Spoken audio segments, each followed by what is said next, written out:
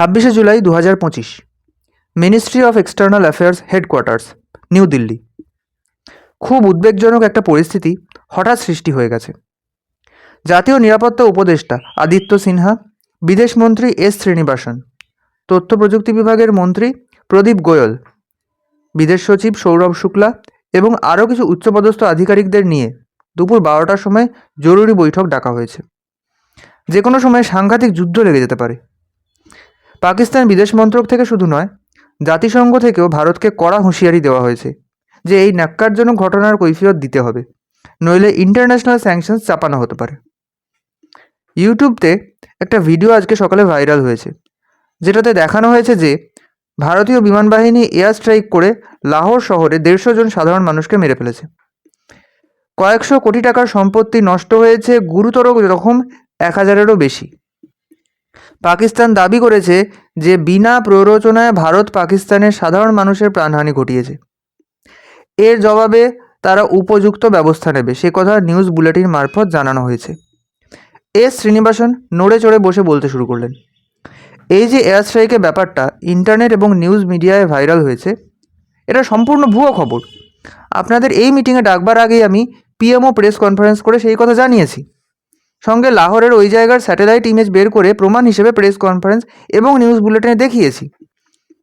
একটু থেমে তিনি আবার কিছু বলতে যেতেই তাকে থামিয়ে আদিত্য সিনহা প্রজেক্টরের মাধ্যমে আরও 2-4টে খুব গুরুতর এবং বিপজ্জনক আন্তর্জাতিক মানের ভুয়ো খবর দেখালেন।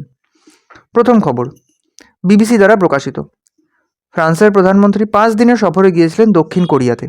গতকাল সন্ধ্যায় ইসলামিক স্টেটের জঙ্গি হামলায় তিনি মারা গেছেন। এই হামলার পিছনে ইরানের মদত ছিল, গোপন সূত্রে জানা গেছে। 2 ঘন্টার মধ্যেই জানা গেল ফ্রান্সের প্রধানমন্ত্রী বহাল তবিয়তেই আছেন। তিনি দক্ষিণ কোরিয়া সফর শেষ করে আজ সকালেই প্যারিস ফিরেছেন। এই 2 ঘন্টার মধ্যে পশ্চিমী দেশগুলি এবং ইসলামীয় দেশগুলির মধ্যে হুমকি পাল্টা হুমকি প্রবলভাবে চলেছে, যেটাতে বিশ্বযুদ্ধ লাগাবার পরিস্থিতি প্রায় তৈরি হয়ে গিয়েছিল। দ্বিতীয় খবর, রয়টার্স দ্বারা প্রকাশিত। এটা রীতিমতো ভীতিপ্রদ। রাশিয়া নাকি ইউক্রেনের জাপোরিজিয়া পারমাণবিক কেন্দ্রে মিসাইল হানা করেছে, যাতে প্রবল বিকিরণের সৃষ্টি হয়েছে। বিকিরণের শিকার কয়েক হাজার মানুষ। আমেরিকার প্রেসিডেন্ট পাল্টা পারমাণবিক হামলার জন্য রাশিয়াকে হুঁশিয়ারি দিয়েছেন। কিছু ঘন্টার মধ্যেই বোঝা গেল এই খবরটাও ভুয়ো। ইউক্রেন ও রাশিয়া দুই পক্ষই বিবৃতি দিয়ে সেটা জানিয়েছে। এবার ব্যাপার হলো, এসব খবরের প্রভাবে সারা পৃথিবীর শেয়ার বাজার বিধ্বস্ত, তেলের দাম বেড়ে গেছে। ইউএনএসসিতে ভারতকে চাপের মুখে পড়তে হচ্ছে কোনো একদিক নেবার জন্য। যাই হোক, নন অ্যালাইন্ড মুভমেন্টের নাম নিয়ে শুক্লাজি সুকৌশলে ব্যাপারটা পাশ কাটিয়েছেন, কিন্তু প্রশ্ন হলো যে এই সব ভুয়ো খবর ছড়াচ্ছে কে? আর মজার ব্যাপার হলো, বিবিসি, রয়টার্স বা পাকিস্তানের বিদেশ মন্ত্রক প্রত্যেকেই প্রেস বিবৃতি দিয়ে জানিয়েছেন যে উপরোক্ত ভুয়ো খবরগুলি তারা কেউই প্রকাশ করেননি। কিভাবে এইসব ভুয়ো তথ্য বাইরে এলো সেটা নিয়ে ইন্টারপোলেরও জরুরি বৈঠক হচ্ছে। চিন্তার বিষয় হচ্ছে যে এইভাবে ভুয়ো খবর কে ছড়াচ্ছে সেটা ট্র্যাক করা এখনও যাচ্ছে না। প্রতিষ্ঠিত সংবাদ মাধ্যমের মুখোশ ধরে কে এগুলো করছে? শুক্লাজি বললেন, আমার প্রথমে সন্দেহ পাকিস্তান এবং সংশ্লিষ্ট জঙ্গি গোষ্ঠীর উপরে ছিল, কিন্তু আমাদের স্পাই এবং ইন্টেলিজেন্সের খবর অনুসারে পাকিস্তান থেকে আমেরিকা, রাশিয়া, চীন যে কটি দেশের উপরে সন্দেহ যেতে পারে, এই কাজ তাদের কারণ নয়। গোয়েলজি বললেন, ইনফ্যাক্ট লেটেস্ট আধ ঘন্টা আগে এনডিটিভিতে প্রচার করা হয়েছে কাশী বিশ্বনাথ মন্দিরে সন্ত্রাসবাদী হামলায় শতাধিক মারা গেছে। লস্কর ই তৈবা এই ব্যাপারে দায় স্বীকার করেছে। সারা দেশে এর প্রভাবে নানা জায়গায় দাঙ্গা ছড়িয়ে পড়েছে। দাঙ্গায় সাফদারগঞ্জে বেশ কিছু হতাহতের খবর আছে। তবে এইমাত্র উত্তরপ্রদেশ গভর্নমেন্টের তরফ থেকে জানানো হয়েছে যে এই খবরটিও মিথ্যা। কফির কাপে চুমুক দিয়ে মিস্টার সিনহা বললেন, টাওয়ার লোকেশন ট্র্যাক করে কি বোঝা যাচ্ছে মিস্টার গোয়েল? গোয়েলজি বললেন যে এজেন্সির খবর সেই এজেন্সির দেশেই লোকেশন দেখাচ্ছে, কিন্তু প্রতিটি এজেন্সি এই খবরগুলি প্রকাশের দায় অস্বীকার করেছে। যোগসূত্র কোথাও একটা আছে। কেউ সুকৌশলে সুপরিচিত নামী সংবাদ মাধ্যমের ওয়েবসাইট হ্যাক করে খবরগুলি ছড়াচ্ছে, কিন্তু সেটা কে, কোথা থেকে করছে এখনও জানা যায়নি। এতক্ষণ চুপ করে বসে থাকা আইবি প্রধান নীতিশ সিংঘানিয়া বললেন, সাইবার ক্রাইম সেল তদন্ত শুরু করেছে। একটা সূত্র মিনিট 3 আগে পাওয়া গেছে। এস শ্রীনিবাসন বেশ উৎসাহিত হয়ে বললেন, হ্যাঁ বলুন না, কী ব্যাপার? মিস্টার সিংঘানিয়া প্রজেক্টরের সঙ্গে ল্যাপটপ কানেক্ট করে বললেন, কিছুক্ষণ আগে কলকাতার একটা ভুয়ো খবর এবিপি আনন্দের ওয়েবসাইট থেকে ছড়ানো হয়েছে।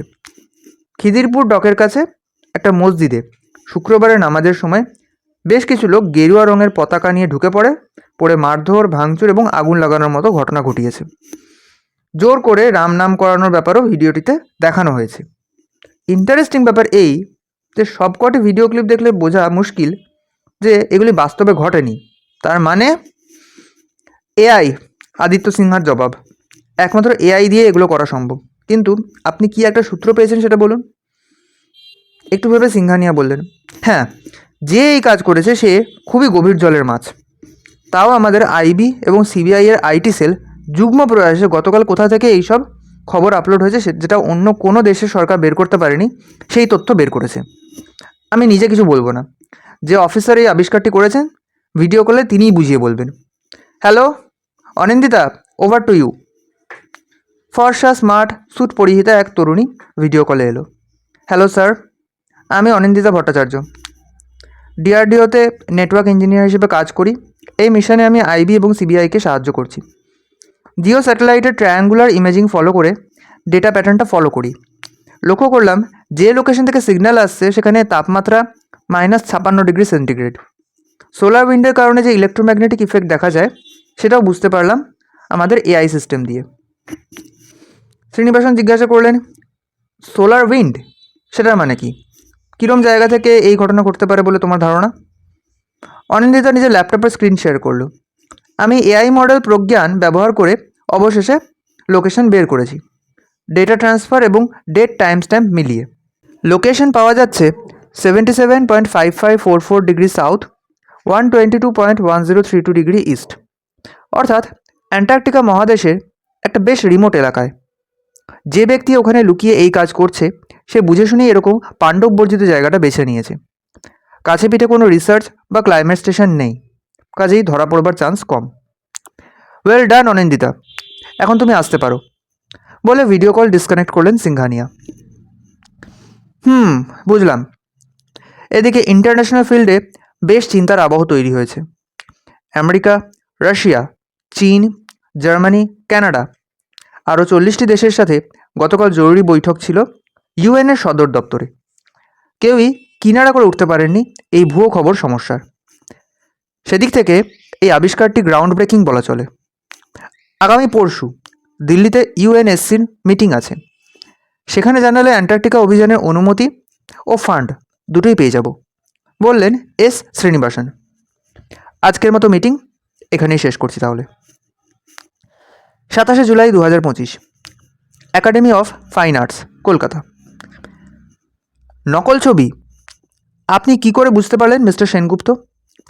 আমি দেশ বিদেশের প্রায় জনাদশেক আর্ট এক্সপার্টের সাহায্যে বেশ ভালো করেই ছবিটা যাচাই করে তারপর কিনেছি, বললেন একাডেমি অফ ফাইন আর্টসের ডিরেক্টর সঞ্জয় মজুমদার।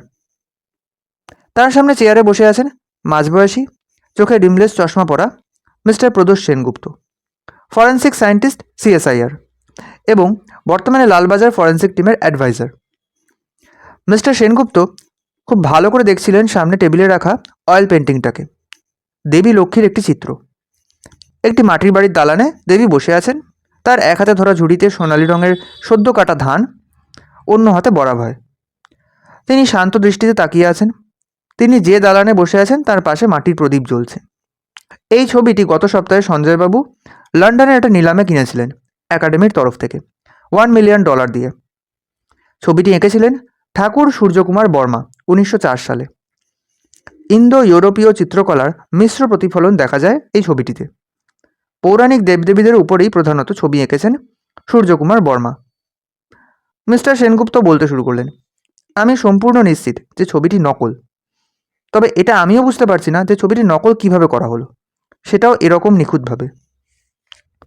ছবিটি খুবই দুর্লভ একটি অ্যান্টিক, যেটা 1925 খ্রিস্টাব্দের পরে নিখোঁজ হয়ে গেছিল। আমিও সেই জন্যেই উৎসাহের সঙ্গে তোমার সাথে দেখা করতে এলাম, এটাকে চাক্ষুষ করতে। তবে আমি লেটেস্ট ডিজাইনের একটা লেজার স্ক্যানার সাথে এনেছিলাম। সত্যিটা সেই ধরে দিল। পেন্টিংয়ের ব্যবহৃত রঙের মধ্যে এক বিশেষ ধরনের কেমিক্যাল যা শুধুমাত্র প্রিন্টেড ছবিতেই পাওয়া যায়। এই ছবিতে সেটি পাওয়া গেছে। 254 ন্যানোমিটার তরঙ্গ দৈর্ঘ্যে ইউভি লাইটতে সেটি গাঢ় লাল ফ্লোরেসেন্স দেয়। সুতরাং বুঝতেই পারছো যে কোনো একটা অজানা উপায়ে এই ছবি প্রিন্ট করা হয়েছে, এমনভাবে যাতে আসল ছবির মতো বয়সের ছাপ, আকার, ভঙ্গি, সিলুয়েটের ব্যবহার সব পুরোপুরি বজায় থাকে। বাই দ্য ওয়ে, ছবিটা যিনি নিলাম করেছিলেন ওনার পরিচয়? সঞ্জয়বাবু এতক্ষণ স্তম্ভিত হয়ে পুরোটা শুনছিলেন। তিনি একটু অন্যমনস্ক হয়ে পড়েছিলেন। যাই হোক, তিনি বললেন, লন্ডনের একজন ব্যবসায়ী, নাম হলো জেমস প্যাট্রিক, সেই নিলাম করেছিল ছবিটা। সে আমাকে জানিয়েছিল যে তার কোনো এক পূর্বপুরুষ নাকি সূর্যকুমার বর্মার থেকে এটা কিনেছিল 1925 সালে। ওনাদের বাড়িতেই ছবিটা রাখা ছিল এতদিন। প্যাট্রিক সাহেব নিজের এক চিত্র বিশেষজ্ঞ বন্ধুর থেকে জানতে পারেন যে ছবিটির দাম $1 মিলিয়ন হতে পারে। সেই শুনেই সাহেব ছবিটি নিলাম করেন। এই পর্যন্ত শুনে মিস্টার সেনগুপ্ত বললেন, মনে হয় সাহেব আপনাকে সত্যি বলেননি, কারণ শুধু কেমিক্যাল নয়, এই ছবির ভিতরে খুব ভালোভাবে নানা রকম ওয়েভলেংথের আলোর নিচে দেখলে ছবিটার মধ্যে একটা সাংকেতিক চিহ্নের মতো ডিজিটাল ওয়াটারমার্ক দেখা যায়। সেইটা আর যাই হোক কোনোভাবে বর্মাজির হতে পারে না। মিস্টার মজুমদার প্রশ্ন করলেন, আপনার কি আগেই সন্দেহ ছিল এই ছবিটার ব্যাপারে? কি করে সন্দেহ হলো আপনার? মিস্টার সেনগুপ্ত বললেন, তার কারণ এই একইভাবে একসময় হারিয়ে যাওয়া, খুঁজে না পাওয়া, কিন্তু অ্যান্টিকের বাজারে অনেক দামি বেশ কিছু পেন্টিং কোনো অজানা উৎস থেকে বিশ্বের নানা দেশের নিলামে বিক্রি হয়েছে গত 3-4 মাসের মধ্যে। প্রথম হলো ব্যাটেল অফ অ্যাঙ্গিয়ারি, লিওনার্দো দ্য ভিঞ্চির ছবি। নিলাম হয়েছিল মেলবোর্নে একটা হোটেলে 22 জানুয়ারিতে। দাম উঠেছিল $350 মিলিয়ন। 16 শতকের শুরুর দিকে এই ছবিটি ইটালির ফ্লোরেন্স শহরের টাউন হলে দেয়ালে টাঙানো থাকতো। তা সেই ছবি কি করে এতদিন পরে পাওয়া গেল? মিস্টার মজুমদার বললেন, হ্যাঁ, সেই রকম আরও 2-1টা খবর আমিও পেয়েছি। যেমন রাফায়েলের আঁকা ছবি portrait of a young man, যেটা পোল্যান্ডে একটা মিউজিয়ামে ছিল, 1945 খ্রিস্টাব্দের পর নিখোঁজ হয়ে যায়। শোনা যায় নাৎসিরা ছবিটা চুরি করে নিয়েছিল। গত 12 ফেব্রুয়ারি 2025-এ প্যারিসের একটা নিলামে বেশ গোপনভাবেই ছবিটা বিক্রি হয়েছিল। মূল্য উঠেছিল $100 মিলিয়ন। এছাড়াও পিকাসো, লিমবার্গ ব্রাদার্স, নিকোলা পিসানো ইত্যাদিদের আঁকা ছবিও হঠাৎ করেই গত 5-6 মাসে পাওয়া গেছে এবং নিলাম হয়েছে। তা মিস্টার সেনগুপ্ত কি মনে হয়, এগুলিও নকল হতে পারে? জবাবে মিস্টার সেনগুপ্ত গভীরভাবে কিছু চিন্তা করতে করতেই উত্তর দিলেন, সেটার সম্ভাবনা অনেকটাই, কিন্তু এগুলো কে করছে এবং এর পিছনে কি উদ্দেশ্য? টাকা, ক্ষমতা, আর্টের বাজারকে ধ্বংস করে দেওয়া, নাকি আরও বড় কোনো চক্রান্ত? যাই হোক, মনে হয় এগুলো ঘটবার নেপথ্যে বেশ সুসংগঠিত কোনো র্যাকেট কাজ করছে। পয়সাওয়ালা কেউ বা কোনো দেশ এটা নিয়ন্ত্রণ করছে। আমার ছাত্রী অনিন্দিতা আগে বেঙ্গল পুলিশে কাজ করছিল, এখন ডিআরডিওতে চাকরি করে। তার সঙ্গে আলোচনা করে দেখি কিছু সুরাহা করা যায় কিনা এই ছবি রহস্যের। 1 আগস্ট 2025 সকাল 10টা, ইন্টারপোল হেডকোয়ার্টার্স, লিওন, ফ্রান্স। উপস্থিত রয়েছেন ভারতীয় বিদেশমন্ত্রী এস শ্রীনিবাসন, নিরাপত্তা উপদেষ্টা আদিত্য সিনহা, আইবি প্রধান মিস্টার সিংঘানিয়া এবং তার সঙ্গে অনিন্দিতা ভট্টাচার্য ও মিস্টার প্রদোষ সেনগুপ্ত। ইন্টারপোলের সাইবার ক্রাইম বিভাগের জরুরি মিটিং, চারদিক থমথমে। ইন্টারপোলের তরফে একজন ভারতীয় আধিকারিক বক্তব্য শুরু করলেন। বিগত প্রায় বছরখানেক ধরে সমগ্র বিশ্বের বিভিন্ন দেশের সম্পর্কিত ভুয়ো খবর, যেগুলির প্রভাবে দেশের এবং বিশ্বের শান্তি বিঘ্নিত হতে পারে, সেই রকম খবর ও ভিডিও সুপরিচিত সংবাদ মাধ্যম থেকে কোনো অজানা কারণে ছড়ানো হচ্ছে। সেই সব সংবাদ মাধ্যমের দাবি যে ওই খবরগুলি তারা প্রকাশ করেনি এবং ওই খবরগুলি প্রতিটি ভুয়ো। সেক্ষেত্রে ব্যাপারটা তদন্ত সাপেক্ষ এবং তদন্তের মাধ্যমে খুঁজে বের করতে হবে যে এর পিছনে কে কাজ করছে। এই বিষয়ে ভারতের গোয়েন্দা সংস্থা আইবি এবং সিবিআই তদন্তের মাধ্যমে জানতে পেরেছে যে ব্যক্তি লুকিয়ে থেকে নিউজ ওয়েবসাইট হ্যাক করে এইসব খবর ছড়াচ্ছে সে অ্যান্টার্কটিকার কোনো স্থানে গোপনে ঘাঁটি গেড়েছে। তবে শুধু এই একটি সূত্রই তো যথেষ্ট নয়, কারণ অ্যান্টার্কটিকার এক একটি অঞ্চল এক একটি রাষ্ট্রের অধিকারে। যদিও ভিসা লাগে না, কিন্তু অ্যান্টার্কটিক চুক্তির শর্ত মেনে সেখানে যাবার জন্য পারমিশন নিতে হবে। এগুলো যদি হয়েও গেল, তাও উপযুক্ত প্রশিক্ষণপ্রাপ্ত একটা দল এবং ফান্ড লাগে। সেটার ব্যবস্থা করবার আগে আমাদের আরও কিছু প্রমাণ লাগবে, যা দেখে বোঝা যায় যে এইসব কাজ একটি অপরাধী গোষ্ঠী করছে। সেরকম প্রমাণ কিছু আছে কি? এবারে শ্রীনিবাসন একটু চিন্তায় পড়ে গেলেন। মাথা চুলকাতে চুলকাতে সিনহাজির দিকে তাকালেন। সিনহাজি সোজাসুজি মিস্টার সেনগুপ্তের সংক্ষিপ্ত পরিচয় দিয়ে ওনাকেই বলতে দিলেন। মিস্টার সেনগুপ্ত বলতে শুরু করলেন, এই গোষ্ঠী শুধুই যে জালি খবর ছড়াচ্ছে তা নয়, অ্যান্টিক জিনিসপত্র যেমন পোর্ট্রেট সেগুলিরও জাল কপি বাজারে নিলাম করে বিক্রি হচ্ছে। একটা উদাহরণ দিয়ে বুঝতে সুবিধা হবে। গত মাসে আমি মাদ্রিদ গিয়েছিলাম সিএমের সঙ্গে টিমে। শিল্পকলার দিক থেকে মাদ্রিদ বেশ সমৃদ্ধ শহর। মাদ্রিদ সিটি পুলিশের গোয়েন্দা বিভাগের বিশেষজ্ঞ আন্দ্রে সুয়ারেজ আমার বিশেষ পরিচিত। ওনার সঙ্গে আমার আগেও পরিচয় ছিল, আইআইএম কলকাতার একটা সেমিনারে 2 বছর আগে। তিনি কোনো জরুরি ব্যাপারে আমার সঙ্গে দেখা করতে চাইলেন। একটা ইংলিশ ক্যাফেতে দেখা হলো। তিনি শুরুই করলেন ভুয়ো পোর্ট্রেটের প্রসঙ্গ তুলে। কিছুদিন আগে আমার একটা ইন্টারভিউ বিবিসিতে বেরিয়েছিল। আমি একটা সাইবার ক্রাইম র্যাকেট ধরতে পেরেছিলাম। তা মিস্টার সুয়ারেজ, জোহানেস ভার্মিয়ারের girl with a pearl earring ছবিটি, যেটি মাদ্রিদ সিটি হলে অকশন হয়েছিল 2 দিন আগে, সেটা আমার সামনে ধরলেন। ছবিটি কিনেছিলেন যিনি মিস্টার আব্দুল রহমান, তিনি সঙ্গেই এসেছিলেন। ভদ্রলোক বেশ কেতা দুরস্থ, দামি ফর্মাল দামি রিস্টওয়াচ পরে এসেছিলেন। ঘটনা হলো, রহমান সাহেব ছবিটি কেনার পর নিজের বন্ধু মহলে বেশ গর্বভরেই দেখিয়ে বেড়াচ্ছিলেন। সুয়ারেজ ওনার কলেজের ব্যাচমেট। এবার সুয়ারেজের কোনো কারণে সন্দেহ হয় এবং তিনি মনে করেন যে এই ছবিটি নকল নয় তো। তিনি সেই ছবিটি কিছু পরীক্ষা নিরীক্ষার পরে বুঝতে পারেন যে তার সন্দেহ সঠিক, এটি একটি প্রিন্টেড ছবি। আসল চমক এরপরই। আমি ছবিটির মধ্যে এক ধরনের রাসায়নিকের গন্ধ পাই এবং তারপরে আমার লেজার অ্যানালাইজারটি, এই যেটি এখন আমার হাতে দেখছেন, সেটির সাহায্যে ছবিটিকে নানা রকম তরঙ্গদৈর্ঘ্যের আলোর নিচে পরীক্ষা করতেই ধরে ফেললাম। আপনাদের জানিয়ে রাখি যে এই একই রকম একটি জালি পোর্ট্রেট আমি কলকাতায় পেয়েছিলাম। সেটিতেও এক বিশেষ সাংকেতিক চিহ্নের মতো ওয়াটারমার্ক পাওয়া গেছে।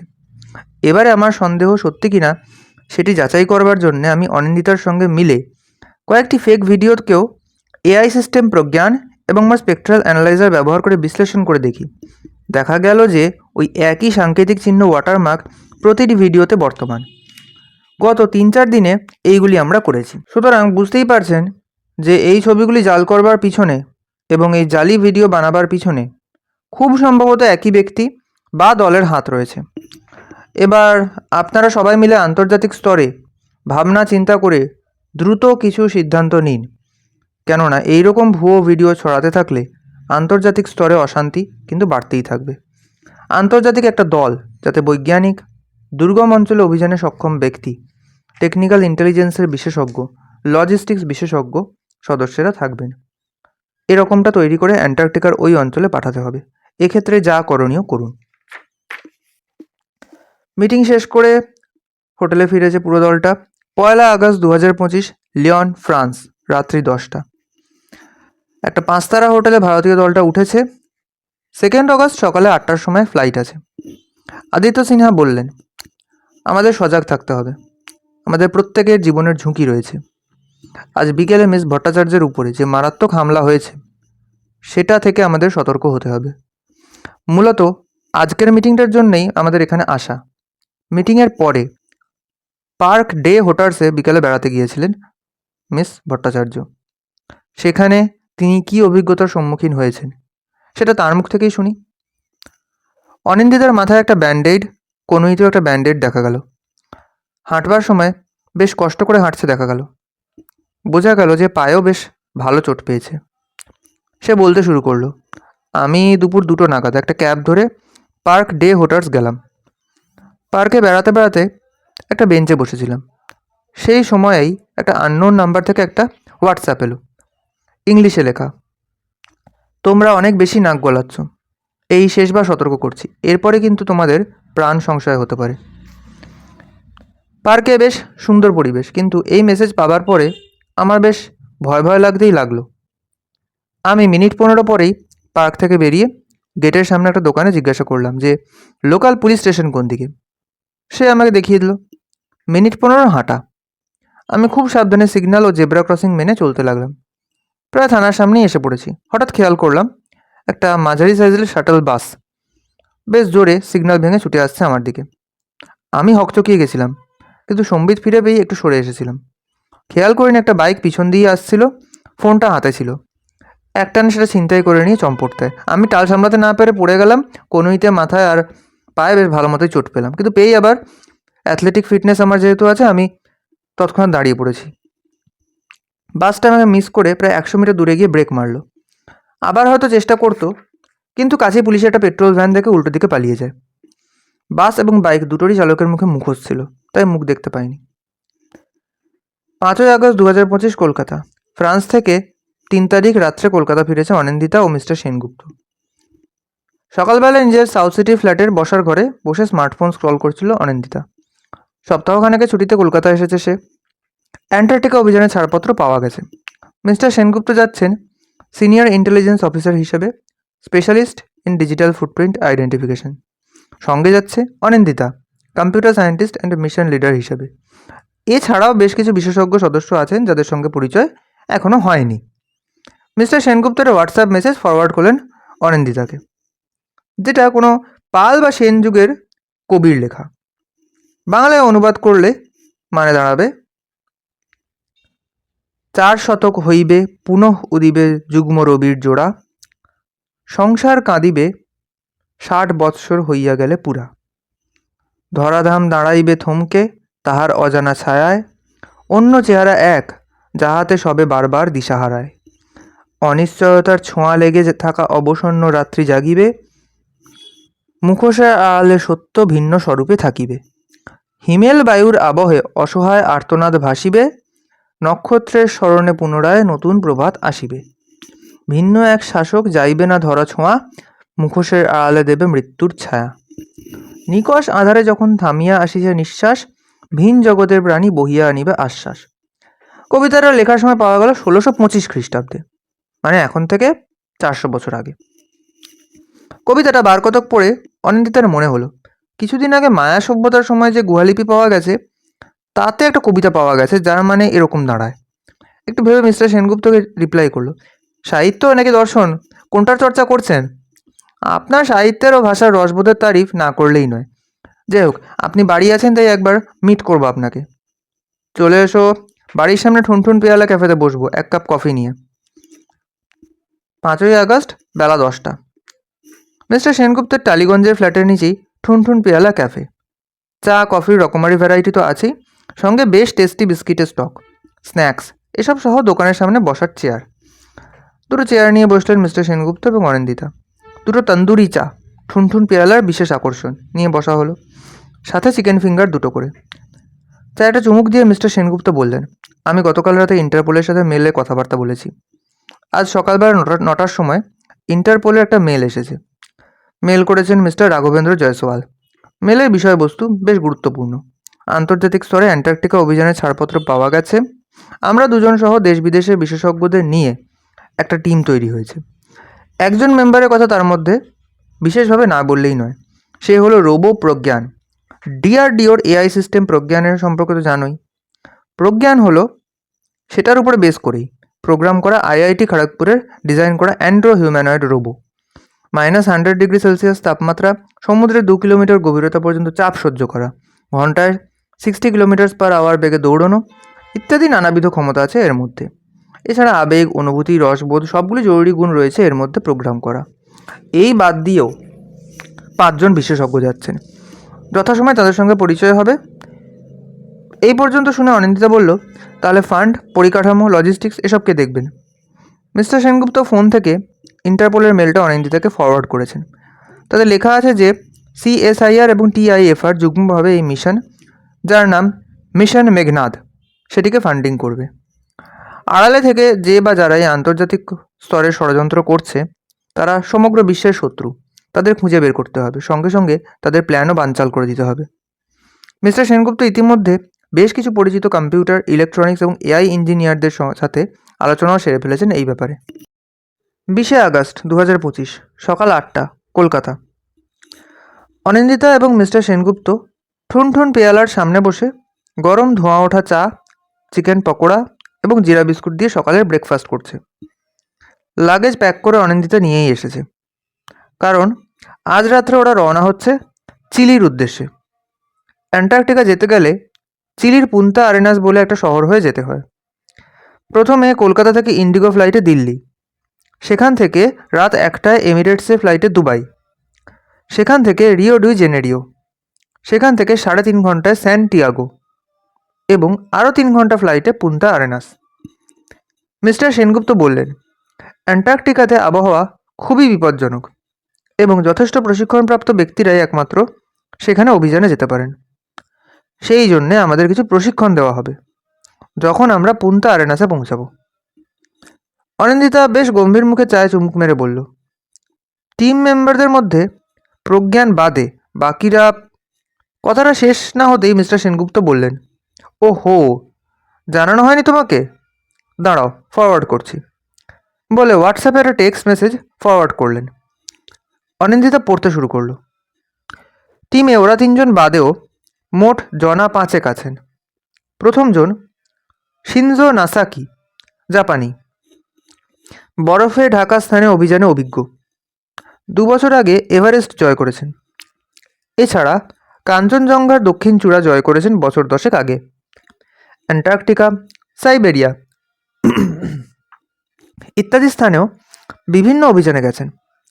প্রতিকূল পরিস্থিতিতে প্রয়োজনে খুব কম খাদ্য পানীয় এবং কম তাপমাত্রায়ও কীভাবে বেঁচে থাকতে হয় তিনি সে ব্যাপারে অভিজ্ঞ। দ্বিতীয় জন জেমস ডগলাস, স্কটল্যান্ডের লোক, গোয়েন্দা হিসাবে কাজ করেছেন একসময় স্কটল্যান্ড ইয়ার্ডের হয়ে। এর আগে বিভিন্ন দেশের গোয়েন্দা সংস্থার সঙ্গে কাজ করেছেন।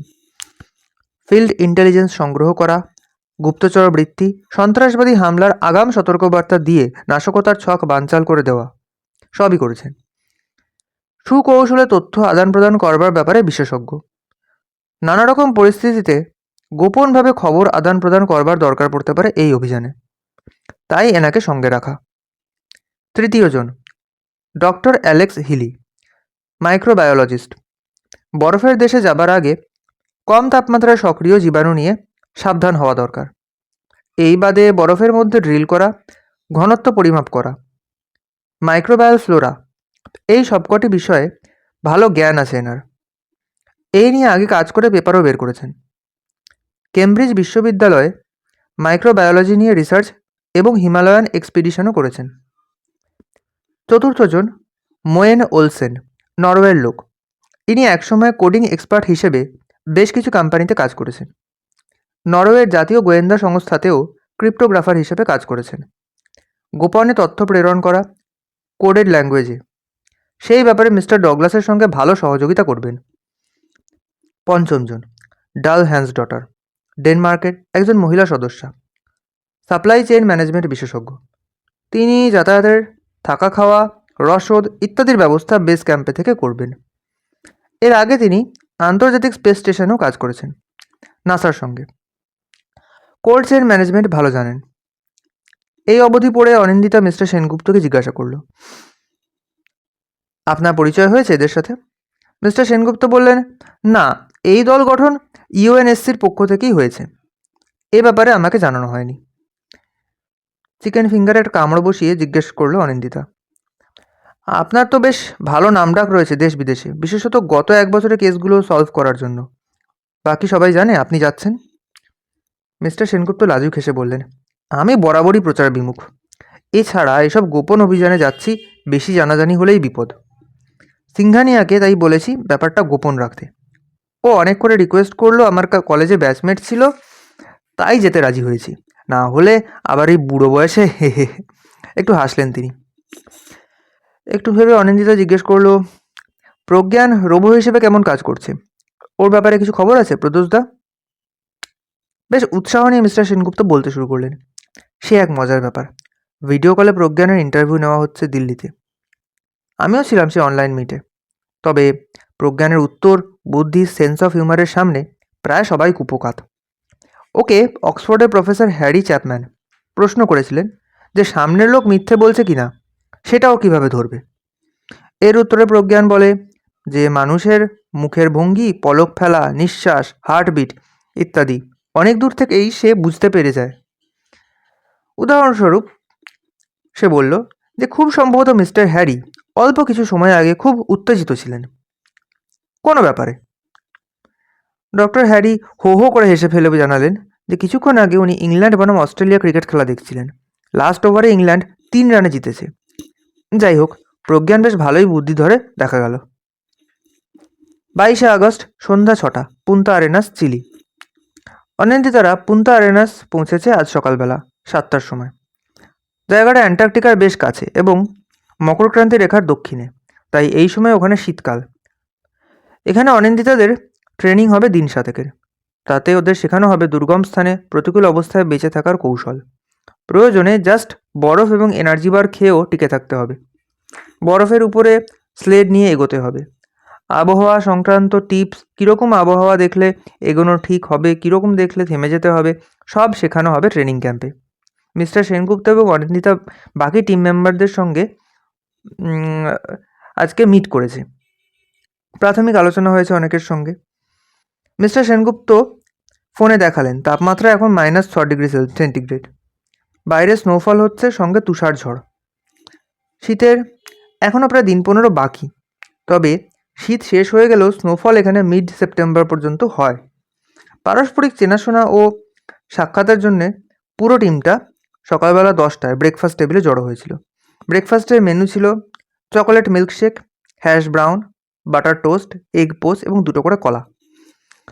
হোটেলের নিচে রেস্তোরাঁতে সবাই মিলে বসা হলো প্রায় বেলা 12:30 পর্যন্ত। যদিও অনিন্দিতা সবাইকে চেনে না, তবে দেখা গেল প্রায় সবাই ওর সম্পর্কে শুনেছেন এবং ওর বেশ গুণমুগ্ধ ভক্তও বটে। ওনারা যে জালি ছবি ভিডিও শনাক্ত করেছেন এবং তার মধ্যে থাকা ডিজিটাল ওয়াটারমার্কটি শনাক্ত করে ফেলেছেন, সে ব্যাপারে মোয়েন ওলসেন বেশ সাধুবাদ জানালেন মিস্টার সেনগুপ্তকে। যদিও মিস্টার সেনগুপ্ত একটু সলজ্জভাবে হেঁ হেঁ করে গেলেন। গোপনীয়তা এবং প্রচার বিমুখতা দুটোই এক্ষেত্রে কারণ, অনিন্দিতা বুঝল। যাই হোক, এরপরেই সকলের বেশ উৎসাহ দেখা গেল প্রজ্ঞানকে নিয়ে। জুম মিটের সময় ছাড়া ওকে ভালোভাবে বোঝার সুযোগ হয়নি বলাই বাহুল্য। ওর বুদ্ধিদীপ্ত কথাবার্তা দেখে শুনে তাক লেগে গেছিল সবার। মিস্টার ডগলাস জিজ্ঞাসা করলেন, এর ডিজাইনিং কি রয়ের বিজ্ঞানীরা করেছেন? অনিন্দিতা উত্তরে জানালো, এটা এআই মডেল ডিআরডিও এবং আইআইটি খড়গপুরের যৌথ উদ্যোগে তৈরি। এছাড়া এই রোবো ডিজাইন করা হয়েছে আইআইটি খড়গপুরের বিজ্ঞানীদের দ্বারা। এরপরে নিজ নিজ পরিচয় বলতে শুরু করলেন সবাই একে একে। মিস্টার নাসাকি কিছুটা ফুটবলার সুনীল ছেত্রীর মতো দেখতে, নির্মেদ চেহারা, মুখে হাসি লেগেই রয়েছে। উনি উপহার হিসেবে প্রত্যেককে একটি করে জব যন্ত্র, যেমনটা শিলিগুড়ি হংকং মার্কেটে পাওয়া যায়, দিলেন। মিস হ্যান্স ডটার বেশ খুশি হলেন জিনিসটা পেয়ে। অনিন্দিতা বেশ কয়েকবার দার্জিলিং ও সিকিম বেড়াতে যাবার কারণে এই জিনিসটা বেশ কয়েকবার বন্ধু বান্ধবদের জন্য কিনে এনেছে। উনি জানালেন যে অ্যান্টার্কটিকা এর আগেও গেছেন, তবে এবারে টার্গেট স্পটটা অনেক দুর্গম জায়গাতে, বেশ চ্যালেঞ্জিং হয় ব্যাপারটা। এরপরে বলতে শুরু করলেন মিস ডাল হ্যান্স ডটার। তাঁর মতে an army marches on its stomach, অর্থাৎ একটি অভিযাত্রী দলের মূল শক্তি হলো তার রসদ। রসদের যোগান যেমন তাঁবু, অপরিহার্য বরফরোধী জামাকাপড়, গগলস, যন্ত্রপাতি, স্লেড, শুকনো খাবার যেমন শুকনো মাংস, এনার্জি বার ইত্যাদি তিনি দেখবেন। এই নিয়ে ডিটেলড পিপিটি উনি পরে দেবেন বলে জানালেন। এই পর্যন্ত বলে তিনি থামলেন। এবারে বক্তব্য রাখলেন জেমস ডগলাস। বেশ ভালো হাইট, প্রায় 6 ফুট 2 ইঞ্চি মতো। কথাবার্তা একটু রাশিয়ান টান লক্ষ্য করা গেল। উনি প্রসঙ্গক্রমে উল্লেখ করলেন যে গুপ্তচরবৃত্তি করবার স্বার্থে তিনি 2-3 বছর বেলারুসে ছিলেন। উনি খুব নিচু স্বরে লুকিয়ে কথা বলা, আড়ালে মেসেজ সিন এবং সেন্ড করা, কায়দা করে আলোচনা বা জমায়েতের মধ্যে থেকে ক্রুশিয়াল ইনফরমেশন বের করে নেওয়া, এগুলো বেশ ভালো জানেন। দরকার মতো ট্যালেন্ট কাজে আসবে। এছাড়া অনেক ক্ষেত্রে কোড ল্যাঙ্গুয়েজ ব্যবহার করতে হবে, যাকে বলে নিমোনিক্স। যেমন হয়তো কেউ জিজ্ঞাসা করতে চায় যে ইমার্জেন্সি শেল্টারে যাবে কি না, এটার কোড হলো কোড পার্পল ব্লু। এর উত্তর হবে the day is not so fine, এই রকম। জেমসে শেষ হওয়ার পরে এক রাউন্ড চা এলো। চা খেয়ে একটা আলাদা জোশ এসে গেল। এবারে বলতে আরম্ভ করলেন অ্যালেক্স হিলি। রিমলেস চশমা, পরিষ্কার কামানো মুখ, সাদা ফর্মাল পরা, সৌম্য চেহারা, দেখলে ডাক্তার বলে মনে হয়। তিনি অস্ট্রেলিয়া নিবাসী, ক্যানবেরাতে বাড়ি, যদিও কাজকর্ম সবই ক্যালিফোর্নিয়াতে। আগেই জানা ছিল। এখন তিনি কেমব্রিজ বিশ্ববিদ্যালয় থেকে পাওয়া একটা স্মারক দেখিয়ে একটু আত্মপ্রচার সেরে নিলেন। গ্লেসিয়াল মাইক্রোফ্লোরা খুব ভালো বোঝেন। FBI এর সাথেও কিছুদিন কাজ করেছিলেন ফরেন্সিক মাইক্রোবায়োলজিস্ট হিসাবে, তবে অভিযানের শখ থাকার কারণে এখন শুধু দেশ বিদেশে এক্সপিডিশন করে বেড়ান। সবশেষে শুরু করলেন মোয়েন ওলসেন। ইনি একসময় সিটিএসে কোডিং এক্সপার্ট হিসেবে কাজ করেছেন। প্রজ্ঞান ওনার সম্পর্কে কিছু তথ্য দিল, যেগুলো উনি সঠিক বলে মেনে নিলেন। যেমন উনি সিটিএসে 4বার এমপ্লয়ি অফ দ্য ইয়ার হয়েছেন। এই বাদে উনি ফাঁকা সময় ক্রসওয়ার্ড ও পাজলও সলভ করেন। যাই হোক, অনিন্দিতা মন্তব্য করলো যে গ্রুপটি খুবই ব্যালেন্সড গ্রুপ, তবে এই অভিযানও কম চ্যালেঞ্জিং ও ঝুঁকিপূর্ণ হবে না। সবাইকে তৈরি থাকতে হবে সেই জন্য। এই বলে ঘড়ি চেক করলো, 12:30। সবাই নিজের নিজের ঘরে গেল স্নান করে নিতে। মিস্টার সেনগুপ্ত ও প্রজ্ঞান একটা রুমে ছিল। 30শে আগস্ট রাত 8টা, পুন্তা আরেনাস, চিলি। আজকে সকালে ওয়েবিনার মারফত টিমকে ইন্টারপোলের তরফ থেকে জানানো হয়েছে যে 1 সেপ্টেম্বর সকাল 10টাতে অ্যান্টার্কটিকার উদ্দেশ্যে যাত্রা শুরু হবে।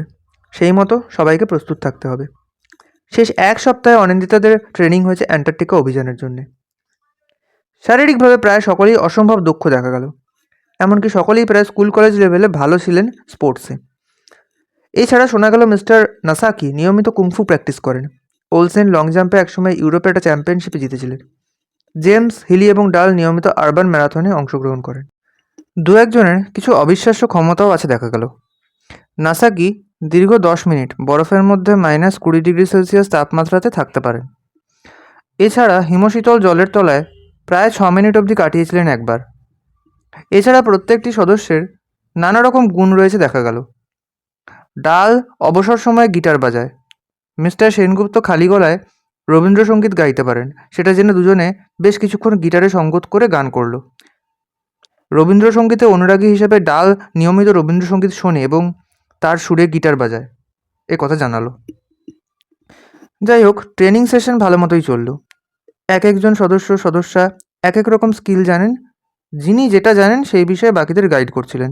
যেমন অনিন্দিতা বোঝাচ্ছিল যে আপৎকালীন পরিস্থিতিতে পুরো দলটা কিভাবে কোঅর্ডিনেট করবে, কিভাবে কমিউনিকেট করবে, কী নিয়মে পুরো দলটা চলবে, সব কিছু আলোচনা করে নিজের পূর্ব অভিযানের অভিজ্ঞতা শেয়ার করলো।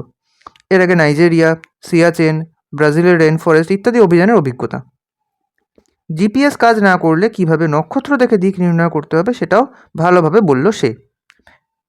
এরপরে অ্যালেক্স হিলি পিপিটি দেখিয়ে বরফের প্রকারভেদ, তুষারের চেহারা ও প্রকারভেদ এবং সেই সম্পর্কিত সতর্কীকরণ, যেমন কীরকম বরফের স্তর পাতলা হয়, পা দিলে অতলস্পর্শী গহ্বরে ডুবে যাবার ভয় থাকে, সেটা বোঝালেন। অ্যান্টার্কটিকার একটা অঞ্চলকে বলে শার্ট জোন, খুব বিপজ্জনক, সেটা নিয়ে বললেন। জেমস ডগলাস রেডিও কমিউনিকেশন বিষয়ে বোঝালেন। টিমের সাথে যোগাযোগ বিচ্ছিন্ন হয়ে যাওয়ার মানে নিশ্চিত মৃত্যু। শর্টওয়েভ রেডিও থাকবে সবার হাতে হাতে, সেই দিয়ে যোগাযোগ রাখতে হবে। তবে সেটাও এমনভাবেই করতে হবে যেন কেউ ইন্টারসেপ্ট না করতে পারে। এসপিওনেজের ভাষায় এটাকে বলে কোভার্ট কমিউনিকেশন। বেস স্টেশনের সঙ্গে তথ্য আদান প্রদান করবার দায়িত্ব মূলত ওনার উপরেই থাকবে। পুরো দলকে বলে দেওয়া হলো যেন ওনার সাথে সবসময় যোগাযোগ রাখে। মিস্টার সেনগুপ্ত একটু মজার ছলেই বললেন, স্পাইংয়ের ব্যাপারে কিঞ্চিত জ্ঞান আমারও রয়েছে। মিস্টার ডগলাস, গতকালকের ঝড় বৃষ্টির পরে, বিশেষত আজকে বৃষ্টির ফোরকাস্ট দেখে সবাই তো ছাতা বর্ষাতে নিয়েই এসেছেন। তবে আমি প্রজ্ঞানের সহযোগিতা নিয়ে local weather satellite system hack করে জেনেছি যে আকাশ আজকে পরিষ্কার হয়ে যাবে। আমি সেই জন্য ওইসব কিছুই নিয়ে আসিনি। ডগলাস সেই শুনে হো হো করে হেসে উঠলেন। মিস্টার ওলসেন এবং নাসাকি ব্যাখ্যা করলেন যে অ্যান্টার্কটিকায় ম্যাগনেটিক ইন্টারফারেন্স কীভাবে কাজ করে। এবার সমস্যা হলো ম্যাগনেটিক ইন্টারফারেন্সের কারণে জিপিএস, ম্যাপ ও কম্পাস ঠিকমতো কাজ করে না। সেক্ষেত্রেও কিছু পদ্ধতি অবলম্বন করে সেগুলো ব্যবহার করা যায়, সেটা নিয়ে নাসাকি এবং ওলসেন ব্যাখ্যা করলেন। এছাড়া নক্ষত্রের সাহায্যে কীভাবে দিক নির্ণয় করা যায় সেটাও ডেমো দেওয়া হলো, ওয়ার্কশপের হলো। প্রজ্ঞান পুরো ব্যাপারটা ভালোভাবে মন দিয়ে শুনল। মিস্টার নাসাকি আলাদাভাবে কিছু পদ্ধতি বলে দিলেন ফ্রস্ট বাইট এবং হাইপোথার্মিয়া থেকে বাঁচবার জন্যে। উনি এগুলো প্রয়োগ করে বেশ কয়েকবার বেঁচে গেছেন। তবে চিন্তার বিষয় কিছুটা রয়ে গেল প্রজ্ঞানকে নিয়ে, যেহেতু ওর প্রসেসর -46 ডিগ্রি সেলসিয়াসের নিচে ভালো মতো কাজ করে না। অ্যান্টার্কটিকার তাপমাত্রা রাত্রিবেলা -60 ডিগ্রি সেলসিয়াস পর্যন্ত নেমে যেতে পারে। যাই হোক, যথেষ্ট ইনসুলেশন ব্যবহার করা হলে অসুবিধা হবে না বলেই মনে হয়। এবারে অভিযান শুরুর পালা। Training complete. 2রা সেপ্টেম্বর বিকেল 3টে, কিং জর্জ আইল্যান্ড, অ্যান্টার্কটিকা। এক কথায় অভূতপূর্ব অভিজ্ঞতা হয়েছে অনিন্দিতাদের গত 4-5 ঘন্টায়। সকাল 5টায় একটা স্কি ইকুইপড C-130 হারকিউলিস বিমানে ওরা পুন্তা আরেনাস থেকে যাত্রা শুরু করলো। গন্তব্য কিং জর্জ আইল্যান্ড, অ্যান্টার্কটিকা। সময় লাগার কথা 4 ঘন্টা। ঘণ্টাখানেক চলবার পরেই নিচে সুনীল সমুদ্রের উপর ভেসে চলা সাদা রঙের হিমবাহ, সূর্যের আলোর ছটায় কী অপরূপ দৃশ্য। মিনিট 15 বাদে ঘোষণা হলো যে প্লেন ড্রেক প্যাসেজের উপর দিয়ে যাচ্ছে। জাহাজডুবি ঘটার ব্যাপারে খুব বিপজ্জনক জায়গা। এখানে উত্তাল সমুদ্র এবং ঝোড়ো হাওয়া, সঙ্গে ভেসে আসা আইসবার্গ, সব মিলিয়ে সলিল সমাধি ঘটার উপযুক্ত পরিস্থিতি। প্লেন আরও 8 ঘন্টা চলবার পরে সমুদ্র আর দেখা গেল না, শুধুই বরফ। সে কী দৃশ্য না দেখলে বোঝানো মুশকিল। পুরো সাদা ল্যান্ডস্কেপ, মাইলের পর মাইল শুধুই বরফ। এ যেন শিল্পীর ক্যানভাসে আঁকা সাদা রঙের এক বরফের মরুভূমি। দৃশ্য দেখতে দেখতে কারোরই খেয়াল ছিল না যে 4 ঘন্টা সময় হয়ে এসেছে। এবারে সাদা ক্যানভাসের মধ্যে 2-4টে বাড়িও ফুটে উঠল, যেগুলি ওয়েদার স্টেশন বা সংশ্লিষ্ট কেন্দ্র। তখনই মাইকে ঘোষণা হলো, please fasten your seat belts tightly, we are going to land soon. সবাই সিট বেল্ট বেঁধে নিল। দূর থেকে অনিন্দিতা দেখল নীল রঙের একটা রানওয়ে মতো। জানা গেল সেটা হলো ব্লু আইসড রানওয়ে, বিশেষ একরকম বরফ দিয়ে তৈরি। প্লেন ল্যান্ড করবার জন্যই বানানো। প্লেন ল্যান্ড করার পর রানওয়ে দিয়ে ছুটবার সময় জার্কিং বা ঘর ঘর চাকার শব্দ হলো না, কারণ প্লেন বরফের উপর স্কি করে চলছে। প্লেন থামবার পর ঘোষণা হলো, the temperature is -20°C outside, so be prepared in winter gears. শুনেই তো সবার মোটামুটি ভয় লেগে গেছে। -4°C, -5°C, কি খুব বড় জোর -10°C অব্দি ঠান্ডার অভিজ্ঞতা আগে সবারই হয়েছে, এর নিচে এই প্রথমবার। সেটাও বেশিক্ষণ এর আগে অভিজ্ঞতা হয়নি। প্লেনের দরজা খোলার সঙ্গে সঙ্গেই ঝোড়ো হাওয়ার ঝাপটা এসে ঢুকলো প্লেনের ভিতরে। যাই হোক, সবাই প্রস্তুত হয়ে নিয়ে প্লেন থেকে নেমে পড়ল। প্লেন থেকে নামা মাত্রই কার্গো স্লেড উপস্থিত ছিল। লোকাল টিম ইউনাইটেড নেশনসের এয়ারপোর্টে উপস্থিত ছিল। তারা ওদেরকে নিয়ে স্থানীয় বেস ক্যাম্পে চলল। এখানে যাতায়াতের মাধ্যম হলো স্নো মোবাইল নামের এক ধরনের ছোট গাড়ি। তাতে করেই বেস ক্যাম্পে আসা হলো। টিম মিটিং হলো লাঞ্চ টেবিলে। জানা গেল পরের দিন সকালে সেখান থেকে একটা টুইন ওটার্স ফ্লাইটে করে যাওয়া হবে ভোস্টক স্টেশনে। জায়গাটা পূর্ব অ্যান্টার্কটিকার মধ্যে পড়ে। যাত্রাপথে সময় লাগবে মোট 5.5 ঘন্টা। বেস ক্যাম্প জায়গাটা হলো খয়েরি রঙের তাঁবু একটা, জিপার দিয়ে পার্টিশন করা, এক এক সেকশনে এক একজন। রাতের ডিনার হলো স্থানীয় সময় 7:30টায়। প্রত্যেকে নিজের সেকশনে ঢুকে সোলার পাওয়ার ব্লোয়ার চালিয়ে একটু ঘর গরম করে নিল। ব্লোয়ার বন্ধ করে স্লিপিং ব্যাগের ভিতরে ঢুকে সবাই রাত্রি 10টার মধ্যে ঘুমিয়ে পড়ল।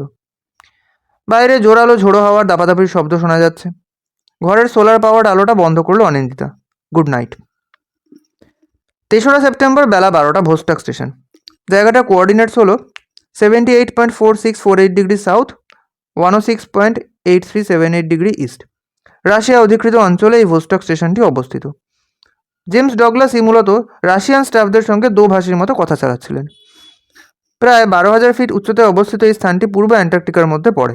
এখানে তাপমাত্রা একবার -89.2°C পর্যন্ত নেমেছিল। শোনা গেছে যে রেকর্ড অনুযায়ী এর থেকে নিচে কোনো তাপমাত্রা পৃথিবীর কোনো স্থানে নথিবদ্ধ হয়নি। তবে এখানেই শেষ নয়। এখান থেকে বরফের মরুভূমি ঠেলে যেতে হবে আরও 800 কিলোমিটার পথ পূর্ব দিক বরাবর। হয়তো পৃথিবীর বর্তমান সময়ের দুর্গমতম যাত্রা হবে এটি, যেহেতু পথে আবহাওয়া, চৌম্বক ক্ষেত্রের প্রভাব এবং পথ হারানোর বিপদ এই যাত্রাকে মারিয়ানা ট্রেঞ্চের থেকেও ভয়ানক বানিয়ে ফেলেছে। সাথে রসদ হিসাবে থাকবে 1 মাসের খাবার, পোর্টেবল অক্সিজেন মাস্ক এবং কার্গো স্লেড। ডাল হ্যান্সডটার ভোস্টক স্টেশনে থেকে কমিউনিকেশন এবং লজিস্টিক্স দেখবেন। দিনে 60-70 কিলোমিটার রাস্তা পাড়ি দিয়ে লক্ষ্যস্থানে পৌঁছাতে মোটামুটি 2 সপ্তাহ মতো সময় লাগবে। 3রা সেপ্টেম্বর সন্ধ্যা 7টা, ইমার্জেন্সি টেন্টের ভিতরে কোনো অজ্ঞাত জায়গায়। বিকেল 4টে নাগাদ ভোস্টক স্টেশন থেকে অভিযাত্রী দল যাত্রা শুরু করলো। মিস্টার সেনগুপ্ত ভূগোল বিষয়ে কিছুটা জ্ঞান রাখেন, তাই তিনি মন্তব্য করলেন, এই জায়গাটা আসলে লেক ভোস্টকের উপরে অবস্থিত। তোমরা শুনলে অবাক হবে যে প্রায় 4 কিলোমিটার বরফের তলায় লেকটি চাপা পড়ে আছে। যাত্রা শুরু করবার সময় যাবতীয় দরকারি রসদ, যেমন খাবার দাবার, যন্ত্রপাতি, জামা কাপড়, সব কিছু মিস হ্যান্সডটার ভালোভাবে গুছিয়ে দিলেন। কার্গো স্লেডে সেসব মালপত্র তুলে প্রত্যেকটা স্নো মোবাইলের সঙ্গে স্লেডগুলো জুড়ে দেওয়া হলো। কনকনে শীতল হাওয়ার মধ্য দিয়ে যাত্রা শুরু হলো। সামনের পথ স্নো মোবাইলে চেপেই অতিক্রম করতে হবে, কারণ ভোস্টক স্টেশনের পরে কোনো এয়ারপোর্ট নেই। প্রথম 2 দিন বেশ নির্ঝঞ্ঝাটেই কাটলো। অভিযাত্রী দলের মধ্যে উৎসাহ ভালো মতোই বজায় আছে। 2 দিন মিলিয়ে প্রায় 100 কিলোমিটার এগোনো সম্ভব হলো। তাঁবুতে রাত্রি যাপন এক কথায় অপার্থিব। ঝড় যখন থেমে যায় তখন মাথার উপরে অসম্ভব পরিষ্কার আকাশ এবং নক্ষত্রমণ্ডলী। রাত্রে তাপমাত্রা -45°C পর্যন্ত নেমে যায় এক এক সময়। স্নো মোবাইলগুলো কোনোটা সিঙ্গেল সিটার, কোনোটা ডাবল সিটার। একটা ডাবল সিটারে মিস্টার সেনগুপ্ত ও প্রজ্ঞান বসেছিল। প্রজ্ঞান নিজের অ্যানালিসিস অনুসারে আবহাওয়ার কমেন্ট্রি করতে করতে যাচ্ছিল। তাপমাত্রা, হাওয়ার গতি ইত্যাদি বলতে বলতে যাচ্ছিল সে। তৃতীয় দিন যাত্রা শুরু হলো বেলা 10টা নাগাদ। ভালো গতি দিয়ে এগোনো হচ্ছিল। বেলা 1টা পর্যন্ত আবহাওয়া শান্তই ছিল। দলের সদস্যরা হেলমেটের সাথে ফিট করা রেডিও ট্রান্সমিটার মারফত কথা বলছিলেন।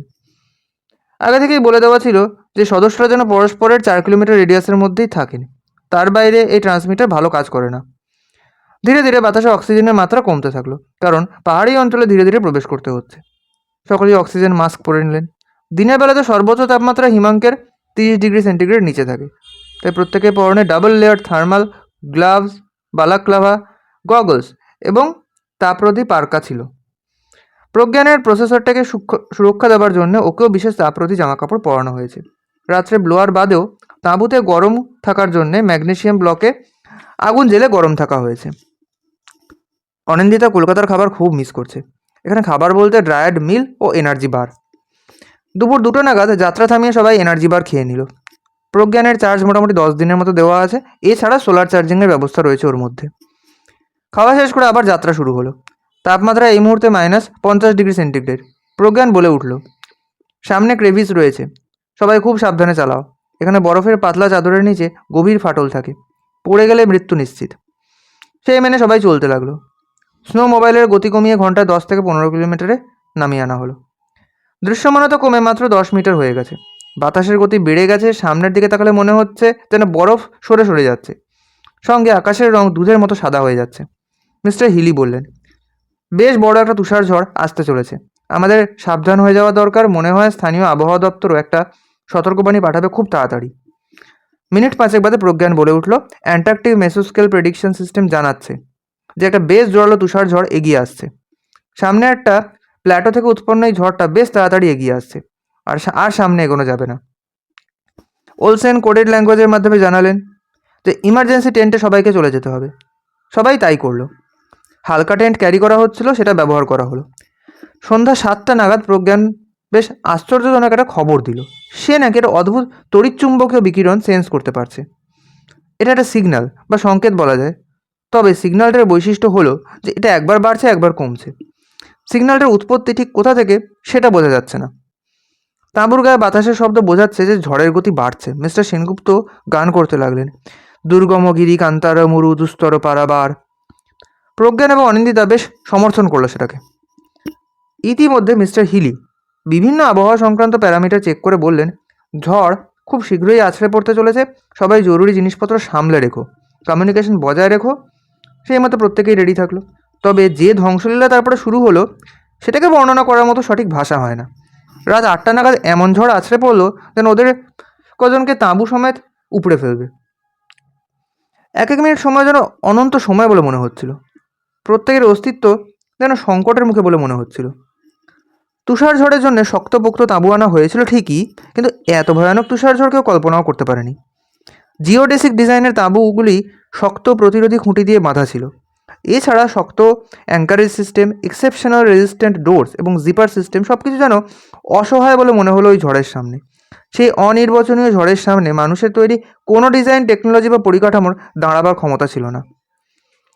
প্রত্যেকেই নিজের তাঁবুর ভিতরে ঢুকেছিল। তবে কার তাঁবু যে কতক্ষণ টিকবে সেটাই বলা মুশকিল। সাহস করে অনিন্দিতা মিনিট 2-এর জন্য একবার তাঁবুর বাইরে বেরিয়ে দাঁড়িয়েছিল। যা দেখতে পেলো বলা ভালো, দেখতে পেলো না। সেটা হলো 1 ফুট দূরত্বের কিছুও দেখা যাচ্ছে না। যেদিকেই দেখা যায় অন্ধকার যেন গিলে খেতে আসছে, সঙ্গে হাওয়ার ঝাপটা এবং ঝড়ের শব্দ। নিজ নিজ তাঁবু থেকে সকলের সঙ্গে যোগাযোগ রাখছিল রেডিওর মাধ্যমে। এরকম ভয়ানক ঝড়ের মুখোমুখি এতদিনের অভিযানের অভিজ্ঞতার কারোরই হয়নি কোনো দিন। ঝড়ের বেগ বাড়তে বাড়তে এমন হলো যেন খুঁটি শুদ্ধ তাঁবু উপড়ে নিয়ে যাবে। আগে থেকে জানা ছিল যে তাঁবুগুলি সর্বোচ্চ 200 কিলোমিটার প্রতি ঘন্টা ঝড় সহ্য করতে পারে, কিন্তু ঝড়ের বেগ ঘন্টায় 210 কিলোমিটার পেরোতেই একে একে তাঁবুগুলি ধূলিসাৎ হতে লাগলো। অনিন্দিতার তাঁবুটা কোনো মতে টিকেছিল, বাকিরা সেটার মধ্যে এসে ঢুকলো।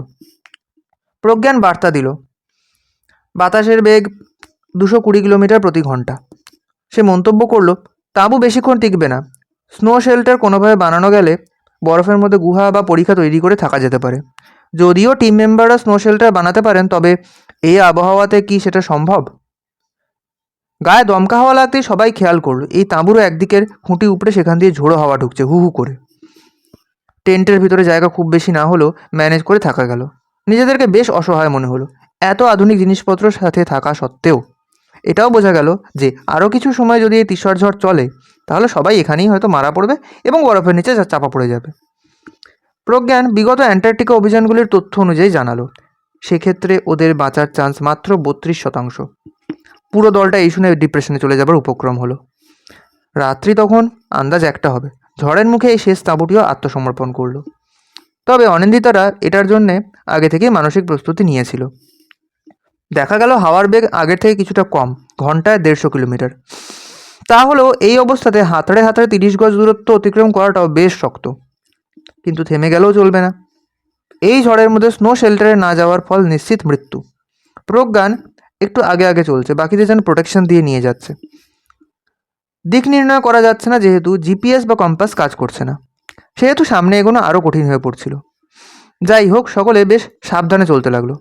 মাউন্টেন ক্লাইম্বিং যেমনভাবে করে ঠিক সেরকমভাবে একজন আরেকজনের হাত ধরে পরপর চলা শুরু করা গেল। সবার আগে প্রজ্ঞান, তারপরে মিস্টার সেনগুপ্ত, তারপরে নাসাকি, হিলি, অনিন্দিতা, ওলসেন, ডগলাস। এই মুহূর্তে শুধু সামনে এগোনোই লক্ষ্য। প্রতি 3 ফুট দূরত্ব এগোনোই যেন একটা অ্যাচিভমেন্ট। তবে শরীর পুরো অসাড় হয়ে গেছে বলে মনে হচ্ছে। কতক্ষণ হাঁটা হলো বোঝা যাচ্ছে না, কত ঘন্টা কত মিনিট ভগবানই জানেন। ঝড় কিছুটা কমে দৃশ্যমানতা কিছুটা বাড়তেই প্রজ্ঞান বলে উঠল, বন্ধুগণ অভিনন্দন, এই যাত্রা বেঁচে গেলাম। শেল্টার দেখা গেছে, সামনে সরু একটা জায়গা দেখা মিলেছে, দুটো বড় বরফের চাইয়ের মাঝে। দেখা গেল ভাগ্য বেশ সুপ্রসন্ন। দুদিকে দুটো বরফের চাই বাদেও উপরে আরও একটা বরফের স্ল্যাব। সর্বসম্মতিক্রমে স্বীকৃত হলো যে বাকি রাতটা সেখানেই কাটানো হবে। এক্ষেত্রে বরফ বিশেষজ্ঞ অ্যালেক্স হিলি তিনি পরীক্ষা নিরীক্ষা করে নিশ্চিত হলেন যে এই স্থানে বরফের মধ্যে চোরা ফাটল বা ক্রেভিস নেই। মিস্টার নাসাকি প্রজ্ঞানের সহযোগিতায় একটা টেম্পোরারি স্নো শেল্টার বানিয়ে ফেললেন। সবাই সেটার মধ্যে আশ্রয় নেওয়া গেল। ঝড়ের গতি অনেকটাই কমেছে ততক্ষণে। সকালবেলা 5টা নাগাদ ঝড় সম্পূর্ণ থেমে গেল অবর্ণনীয় ধ্বংসলীলা চালাবার পরে। রিস্টওয়াচ দেখলো অনিন্দিতা, একমাত্র এটাই এখনও চলছে। ও আর প্রজ্ঞান বাদ দিয়ে বাকি সবাই ঘুমিয়ে পড়েছে দেখা গেল। আর একটু পরে না হয় সবাইকে ডেকে তোলা যাবে ভাবলো অনিন্দিতা। যাক, সর্বশক্তিময়ের মনে তাহলে এখানেই জবনিকা পতনের ইচ্ছা নেই। তবে সমস্যা হলো জিপিএস তো কাজ করছে না, আর দিনের বেলা আকাশে তারাও নেই। তাহলে এগোনো যাবে কিভাবে? তাপমাত্রা এখন দেখা যাচ্ছে -60°C। খোলা আকাশের নিচে বিনা তাঁবুতে কতক্ষণ বেঁচে থাকা সম্ভব? যাই হোক, দেখা যাক। 7ই সেপ্টেম্বর সকাল 10টা, জনমানবহীন মেরু প্রান্তরে। বাকি সকলের ঘুম ভাঙার পরে অনিন্দিতা বলল, সুপ্রভাত বন্ধুরা। প্রথম পরীক্ষা আমরা পাশ করেছি। অ্যান্টার্কটিকার মাটিতে প্রথম তুষার ঝড় আমরা সার্ভাইভ করেছি। তবে এইবারে কাজ হলো গন্তব্যের উদ্দেশ্যে এগোনো এবং একই সাথে থাকার একটা আস্তানা জোগাড় করা। আরও গুরুত্বপূর্ণ ব্যাপার হলো তাঁবুর ধ্বংসস্তূপ থেকে দরকারি জিনিসপত্র কতটা কি পাওয়া যায় দেখতে হবে। আশা করি অনেক কিছুই ফিরে পাবো। জেমস ডগলাস বললেন, সুখবর বন্ধুরা, জিপিএস আবার কাজ করছে। দেখা যাচ্ছে যে বেশ কাছাকাছি একটা ওয়েদার স্টেশন আছে, এখন ব্যবহার হয় না। জিপিএস ফলো করে সেখানেই যাওয়া যাক, দেখা যাক একটা শেল্টার পাওয়া যায় কি না। সেই মতো সবাই পায়ে হেঁটে যেতে শুরু করলো সেই দিকে। যেতে যেতে প্রজ্ঞান বলল, সেই আশ্চর্য সিগন্যালটা আবার পাচ্ছি, বাড়ছে কমছে, আগের থেকেও স্পষ্ট। যাই হোক, ওর কথায় বেশি মনোযোগ না দিয়ে সবাই হাঁটতে লাগলো। হেঁটে ওই ওয়েদার স্টেশনে পৌঁছাতে প্রায় 1 ঘন্টা লাগলো। দেখে শুনে মনে হলো একসময় জায়গাটা রিসার্চ ল্যাব ছিল। ডগলাসও সেরকমই বললেন। যাই হোক, এই মাথা গোঁজা জায়গাটা খুঁজে পেয়ে খুব সুবিধা হলো বলাই বাহুল্য। বাইরে যেখানে রাত্রির তাপমাত্রা -60° থেকে -50°C মধ্যে থাকে, এখানে ভিতরের তাপমাত্রা -30°C আশেপাশে। এক্ষেত্রে বাইরে থাকলে হাইপোথার্মিয়া হয়ে মৃত্যু নিশ্চিত ছিল। বাইরে তুষার ঝড় আবার শুরু হলো সন্ধ্যে 6টা নাগাদ, তবে অত ভয়ঙ্কর না। অনিন্দিতা খেয়াল করলো মাঝে মাঝেই পায়ের নিচে মাটি হালকা কেঁপে কেঁপে উঠছে, সঙ্গে কেমন যেন একটা শব্দ উঠে আসছে। কেমন যেন সন্দেহ হলো অনিন্দিতার। সেই রাত্রে সবাই এনার্জি বার খেয়ে রাত্রি 9টার মধ্যে ঘুমিয়ে পড়ল। পরদিন সকালবেলা পুরো ওয়েদার স্টেশনটা ভালো করে পরীক্ষা করতেই দেখা গেল একটা বন্ধ দরজার পিছনে একটা টানেল নিচের দিকে নেমে গেছে। লোহার স্পাইরাল সিঁড়ি একটা নেমে গেছে তার মধ্যে দিয়ে। প্রজ্ঞান, মিস্টার সেনগুপ্ত ও অনিন্দিতা সিঁড়ি বরাবর নিচের দিকে নামতে লাগলো। বেশ কিছুটা নেমে সিঁড়ি যেখানে শেষ হলো সেখানে একটা ল্যাবরেটরি পাওয়া গেল। তবে এই ল্যাবটাও পরিত্যক্ত। কবে শেষ ব্যবহার হয়েছে, কেন ব্যবহার হয়েছে বোঝা গেল না। তবে কেন যেন অনিন্দিতা বুঝতে পারছিল যে সেই অস্পষ্ট শব্দটা ওদেরকে যেন অনুসরণ করছে। কোথা থেকে যে শব্দটা আসছে বোঝা গেল না, তার কারণ ল্যাবের মধ্যে থেকে আর কোনো রাস্তা পাওয়া গেল না। মিস্টার সেনগুপ্তও শুনতে পেয়েছিলেন শব্দটা, তবে তিনিও সঠিক বুঝতে পারলেন না শব্দের উৎস। ল্যাবটা সম্পর্কে বলতে গিয়ে মিস্টার সেনগুপ্ত বললেন, সেল কালচার করে দেখা হয় যে কোনো বিলুপ্ত প্রজাতির প্রাণীর কোষ থেকে পূর্ণাঙ্গ প্রাণী তৈরি করা যায় কি না। কিছু কিছু অ্যানিমাল সেল হাজার হাজার বছর ধরে বরফের তলায় বেঁচে থাকতে পারে। জেনেটিক সিকোয়েন্সিং ও অ্যাডভান্সড বায়ো ইঞ্জিনিয়ারিং ব্যবহার করে এই ধরনের রিসার্চ করা হয়। এইসব আলোচনা করতে করতে সিঁড়ি দিয়ে উপরে উঠে এলো অনিন্দিতা ও মিস্টার সেনগুপ্ত। আজকে তারিখ 8ই সেপ্টেম্বর, সময় দুপুর 2টো। নাসা কি জানালেন যে সুখবর আছে, আর সেটি হলো ঝড় পুরোপুরি থেমে গেছে এবং তাঁবুর ধ্বংসাবশেষের তলা থেকে রসদ, স্নো মোবাইল ও দরকারি জিনিসপত্র পাওয়া গেছে। যাই হোক, এর অর্থ হলো পরের দিন অর্থাৎ 9ই সেপ্টেম্বর যাত্রা পুনরায় শুরু করা যাবে। দূরত্ব যা বাকি আছে মোটামুটি 10 থেকে 11 দিন লাগবার কথা। তবে শেষ কথা বলবে আবহাওয়া এবং আরও গভীরে নিহিত রহস্য। 8ই সেপ্টেম্বর রাত্রি 9টা। ওয়েদার স্টেশনের ভিতরে অভিযাত্রী দলের সবাই গোল হয়ে বসেছিল। একটা পরিকল্পনা করে নেওয়া হলো পরের দিন অর্থাৎ 9 তারিখ যাত্রা বিষয়ে, মজুদ রসদ, সময় ইত্যাদি বিষয়। রাত্রি 8:30 নাগাদ মিটিং শেষ হলো। 9:30 নাগাদ সবাই ডিনার করে নেবে ঠিক হলো। সবাই ইতস্তত সরিয়ে ছিটিয়ে একটু রিল্যাক্স করে নিতে লাগলো। অনিন্দিতা টের পেল যে সেই অদ্ভুত শব্দটা আবার কানে আসছে। মৃদু ভূকম্পন, সঙ্গে একটা মৌমাছির গুনগুন টাইপের শব্দ। প্রজ্ঞান জানালো যে সেই পালসেটিং সিগন্যালটা আবার পাওয়া যাচ্ছে, বেশ জোরে। মাথামুন্ডু কিছু বুঝতে পারা গেল না। ব্যাপারটা সে মিস্টার সেনগুপ্তর সঙ্গে আলোচনা করবে ভেবেছিল, কিন্তু তার আগেই সে শুনতে পেল বাইরে ওলসেন কারোর সঙ্গে কথা বলছে। অবাক ব্যাপার, কারণ বাকি সকলেই ভেতরে আর মোবাইল নেটওয়ার্ক পাওয়া যাচ্ছে না। তাহলে কার সঙ্গে কথা বলছে? ব্যাপারটা দেখবার জন্যে বাইরে বেরোলো অনিন্দিতা, হাতে টর্চ আর সঙ্গে প্রজ্ঞানকে নিয়ে। ভালো ব্যাপার যে বাইরে বরফ ঝড় আপাতত থেমেছে। আবহাওয়া পরিষ্কার, তবে তাপমাত্রা -54°C। পুরো নিকষ কালো অন্ধকার, মনে হয় যেন গিলে খাবে। টর্চ জ্বেলে একটু দূরেই মোয়েন ওলসেনকে দেখা গেল। হাতে সিগারেটটা জ্বলছে, কিন্তু সেদিকে তার হুঁশ নেই। সে অনর্গল কথা বলে যাচ্ছে, নির্দিষ্ট একটি দিকে তাকিয়ে। ব্যাপারটা আরও রহস্যজনক মনে হলো অনিন্দিতার। ওলসেনের কোনো মানসিক রোগ আছে বলে তো এই কদিনে মনে হয়নি। তখনই সেই অদ্ভুত গুঞ্জনের শব্দ আবার শুনতে পেল অনিন্দিতা। দেখা গেল ওলসেন সম্মোহিতের মতো হেঁটে যাচ্ছে একটা নির্দিষ্ট দিকে। বার দুয়েক ওর নাম ধরে ডাকলো অনিন্দিতা, কিন্তু সে যেন শুনতেই পেল না। এর মধ্যে ওর গলা পেয়ে মিস্টার সেনগুপ্তও বাইরে চলে এসেছেন। কী ব্যাপার অনিন্দিতা, এনি প্রবলেম? ওনার প্রশ্নের জবাব টর্চের আলোয় দেখা গেল। একটা ড্যাকোটেরাপ্টর ডাইনোসরের মতন দেখতে প্রাণী, ঠিক যেরকম জুরাসিক ওয়ার্ল্ড মুভিতে দেখা গেছিল তেমন। প্রত্যেকেই শিউরে উঠল তাই দেখে। সব মিলিয়ে লম্বায় প্রায় 6 মিটার হবে। প্রাণীটার সারা গায়ে সাপের মতো আঁশ, আর সেই শরীর থেকে একটা নীলাভ আলোর বিচ্ছুরণ হচ্ছে। দেখে মনে হচ্ছে পাতাল থেকে উড়ে আসা যেন কোনো অলৌকিক প্রাণী। সঙ্গে সে অদ্ভুত গুঞ্জনের মতো শব্দটা থেকে থেকে হচ্ছে, যেন মোবাইল ফোন ভাইব্রেট করছে। ভাইব্রেশনটা কেমন যেন ডাইরেক্ট ব্রেনে ধাক্কা মারছে, সব মিলিয়ে যেন সম্মোহিত করে ফেলছে। ওলসেন কি জানোয়ারটাকে দেখতে পাচ্ছে না? সে কিভাবে ওই জন্তুটার দিকে এভাবে এগিয়ে যাচ্ছে? মিস্টার সেনগুপ্ত বললেন, ওলসেন তোমার ডাক শুনতে পাচ্ছে না, অলরেডি ও হিপনোটাইজড হয়ে গেছে। এই বলে তিনি নিজে আরেকবার ওলসেনকে নাম ধরে ডাকলেন। প্রজ্ঞানও বেশ জোরে ডাকলো। ইতিমধ্যে বাকিরাও জড়ো হয়ে গেছে সেখানে। এবারে মিস্টার সেনগুপ্ত রিভলভার বের করে 2 রাউন্ড গুলি চালালেন শূন্যে। তাতে ডাইনোসরটা একবার অবজ্ঞার ভঙ্গিতে তাকালো, তবে ওলসেন একইভাবে চলতে লাগলো। ততক্ষণে সে প্রাণীটার বেশ কাছে এসে পড়েছে। জন্তুটার কাছে গিয়ে ওলসেন পোষা কুকুরকে আদর করার মতো সহজভাবে ওর গায়ে বার দুয়েক হাত বুলিয়ে দিল। জন্তুটা ভালো করে শুঁকে নিল ওলসেনকে, জিভ বের করে ঠোঁট চেটে নিল একবার। অনিন্দিতা ও মিস্টার সেনগুপ্ত দুজনেই রিভলভার বের করে সেফটি ক্যাচ খুলেই নিয়েছেন, কিন্তু ততক্ষণে দেরি হয়ে গেছে। এক থাবা মেরে প্রাণীটা ওলসেনের মাথা ধর থেকে আলাদা করে ফেলল। তারপর সেটাকে মুখে পুরে আকাশের দিকে মুখ তুলে বেশ জোরে চিৎকার করলো একটা। তারপরে ঠিক কী হয়েছিল অনিন্দিতা ঠিক বুঝতে পারেনি, কারণ সে অজ্ঞান হয়ে গেছিল। পরে জানা যায় যে সবাই একই অবস্থাপ্রাপ্ত হয়েছিল। পরদিন সকালবেলা মুখে জলের ঝাপটায় সংজ্ঞা ফিরতেই দেখে বাকিরা উৎসুক হয়ে চারিদিকে বসে। মুখে জলের ছিটে দিচ্ছিল প্রজ্ঞান। পরে যা জানা গেল, সম্মোহনের প্রভাবে কেউ মাটিতে গড়াগড়ি দিচ্ছিল, কেউ গান করছিল। এই অবস্থায় ডাইনোসরটা ধীরে ধীরে কাছে আসবার চেষ্টা করতেই প্রজ্ঞান মিস্টার সেনগুপ্তের রিভলভার থেকে বেশ কয়েকবার গুলি চালায় প্রাণীটার দিকে। গুলি জন্তুটার পিঠের দিকে লেগেছিল, তাতেই সে কিঞ্চিত থতমত খেয়ে পিছিয়ে গেল। একটা চাপা গর্জন করলো প্রজ্ঞানের দিকে তাকিয়ে। আরেকটা গুলি চালানো মাত্রই সে দৌড়ে পালিয়ে অন্ধকারের মধ্যে মিলিয়ে গেল। তারপরে প্রজ্ঞান সবাইকে কাঁধে তুলে ওয়েদার স্টেশনের ভিতরে নিয়ে এসেছিল। প্রজ্ঞান বলল, স্যার, প্রাণীটা আপনাদের গানসফেল্ড প্রভাবের সাহায্যে সম্মোহিত করেছিল। আমার মনে হয় এই ল্যাবে বিলুপ্ত প্রাণীর জীবকোষ থেকে পুনরায় ওই প্রাণী তৈরির উপরে যে রিসার্চ হতো, এটা তারই রেজাল্ট। তবে সেই গবেষকরা এখন কোথায় বা তাদের কি হলো সেটা জানা যায়নি।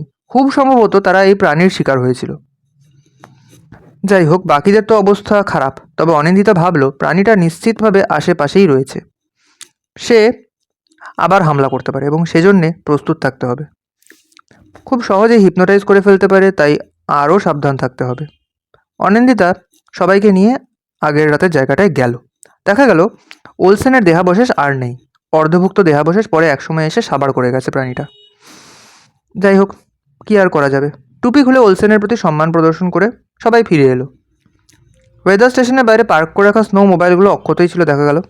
মিস্টার সেনগুপ্ত বরফের মধ্যে জন্তুটার পায়ের ছাপ খুঁজবার চেষ্টা করলেন কিছুক্ষণ, তবে বরফের উপরিভাগে ক্রমাগত বায়ুপ্রবাহের কারণে ওলটপালট ঘটতে থাকে, আর সেই জন্যে ছাপ খুঁজে পাওয়া গেল না। তবে আরেকটু বেলার দিকে প্রজ্ঞান খুঁজে বের করলো প্রাণীটার পায়ের ছাপ। আশ্চর্য বিষয়, পায়ের দাগটার উৎপত্তি ভূগর্ভস্থ ল্যাবের দিক থেকে, ফিরেও গেছে ওই দিকে। যাত্রা আবার শুরু করতে কিছুটা দেরি হয়ে গেল গত রাত্রের বিভীষিকার কারণে। ডগলাস রেডিও মারফত ভস্টক স্টেশনে যোগাযোগ রাখছিল। দুপুর 3টে নাগাদ বরফের ঝড় আবার শুরু হলো, কিন্তু এই ভয়ানক জায়গাতে বেশিক্ষণ থাকা নিরাপদ নয়, তাই থেমে গেলে চলবে না। পার্ক করে রাখা স্নো মোবাইলের দিকে এগিয়ে গেছিল সবাই। হঠাৎ অনিন্দিতার ষষ্ঠেন্দ্রিয় সক্রিয় হয়ে উঠল। সেই হামিং সাউন্ড। চারদিকে একবার তাকিয়ে দেখল সে। বাকিরাও একটু হতচকিত হয়ে এদিক ওদিক তাকালো। মৃদু ভূকম্পন অনুভূত হচ্ছে। প্রজ্ঞান বলল, সবাই খুব সাবধান, জন্তুটা এখানেই কোথাও রয়েছে। অনিন্দিতা ফিল করলো কেমন যেন লাইট হেডেডনেস লাগছে, যেন মনে হচ্ছে আশেপাশে কোথাও সেতার বাজছে, মনে হচ্ছে সে যেন অজ্ঞান হয়ে যাচ্ছে। হঠাৎ ডান দিকে বরফের মধ্যে একটা ফাটল তৈরি হয়ে গেল, আর সেই ডাইনোসরটা উঠে এলো। মিস্টার সেনগুপ্ত রিভলভার তুলে 3টে গুলি করলেন। একটা গুলি জন্তুটার নিচের চোয়ালে লেগেছে, তাতেও সে দমে না গিয়ে মিস্টার হিলিকে টেনে নিয়ে ফাটলের ভিতর ঢুকে গেল। ভাগ্য ভালো যে প্রজ্ঞান অনিন্দিতাকে সময় মতো টেনে নিয়ে গেছিল। বাকিরা মুহুর্মুহু ফায়ার করেছিল ঠিকই, কিন্তু লাভ হয়নি। হিলিও তুষার সমাধিস্থ হলেন। সম্বিত ফিরে পাওয়া মাত্র সবাই ছুটে গিয়ে স্নো মোবাইলে উঠল। স্টার্ট দিয়ে যাত্রা শুরু হলো। ফুল স্পিডে স্নো মোবাইল ছুটল। 9 সেপ্টেম্বর সারাদিন চলবার পরে, মানে দিনের যেটুকু বাকি ছিল সেটা চলবার পরে দেখা গেল টার্গেটের থেকে ওরা আর 500 কিলোমিটার দূরে আছে। ভাগ্য ভালো যে সেই জানোয়ার আর আক্রমণ করেনি। আপাতত হামিং শব্দটাও পাওয়া যাচ্ছে না। এবারে তাঁবুর বদলে কুইঞ্চি নামের সরু পরীক্ষা কেটে বরফের মধ্যে আশ্রয় নেওয়া হলো। 12 সেপ্টেম্বর সকাল 7টা। প্রজ্ঞানের ইনবিল্ট থার্মোমিটার তাপমাত্রা দেখাচ্ছে -35°C। শেষ 3 দিনে আরও 240 কিলোমিটার এগোনো গেছে। দিনের আলো থাকাকালীন, মানে মোটামুটি সকাল 6টা থেকে বিকেল 5টার মধ্যে যতটা সম্ভব পথ অতিক্রম করা হয়েছে। প্রতিদিনই যাত্রা শেষে বরফের মধ্যে কুইঞ্জি বানিয়ে থাকা হয়েছে। মিস্টার হিলি সব থেকে অভিজ্ঞ ছিলেন এই ব্যাপারে, তবে ওনার অবর্তমানে এখন মিস্টার নাসাকি ব্যাপারটা তদারকি করছেন। উপযুক্ত স্থান বেছে নিয়ে কিছু পরিমাণ বরফ একত্রিত করা, তারপর খাবলা খাবলা করে বরফ তুলে ফেলে ইগলুর মতো তাঁবু বা ডোম আকৃতির ঘর বানানো হয়েছে। রাত্রি যাপন সেইটার মধ্যেই করা হয়েছে। প্রজ্ঞানের সহযোগিতায় ব্যাপারটা খুব সহজেই করা গেছে। এর ফলে কুইঞ্জির ভিতরে তাপমাত্রা -5 থেকে -7°C মধ্যেই থাকে। সেই জায়গায় বাইরের তাপমাত্রা -40 থেকে -50°C। সবাই মোটামুটি আশ্বস্ত হয়ে গেছিল যে ওই ডাইনোসরকে পিছনে ফেলে আসতে তারা সক্ষম হয়েছে। তবে মেন্টাল ট্রমা সবার মধ্যেই রয়ে গেছে। রাস্তায় বরফের মরুভূমি অতিক্রম করতে করতে আরও নানা রকম চ্যালেঞ্জের মুখোমুখি হয়েছে অভিযাত্রী দল। আগের দিন যাত্রার সময় প্রজ্ঞান বুঝতে পেরেছিল যে ইলেকট্রোম্যাগনেটিক ফিল্ড চেঞ্জ হচ্ছে। এর ফলাফলস্বরূপ অনিন্দিতারা এক নৈসর্গিক দৃশ্য দেখতে পেল। অরোরা অর্থাৎ মেরুজ্যোতি ওদের ঘিরে ধরলো রঙিন সবুজ ও বেগুনি রঙের আলো, যা ঘটে থাকে ইলেকট্রোম্যাগনেটিক ফিল্ড চেঞ্জের জন্য। তবে সমস্যা দেখা দিল এই যে কম্পাস বা জিপিএস আবার কাজ করা বন্ধ করে দিল। যাই হোক, মিস্টার সেনগুপ্ত ঈষৎ হেসে মন্তব্য করলেন, এই নৈসর্গিক দৃশ্য দেখিয়ে ঈশ্বর আমাদের আশীর্বাদ করলেন বলতে পারো। তিনি আমাদের আশ্বস্ত করলেন যে রকমারি বাধা বিপত্তি সত্ত্বেও সফল আমরা হবই। অনিন্দিতা ফোনে ভিডিও তুলছিল, সোশ্যাল মিডিয়াতে আপলোড করবে। তবে ছবি তোলবার মতন আরও ভালো ব্যাপার অপেক্ষা করছিল ওদের জন্য।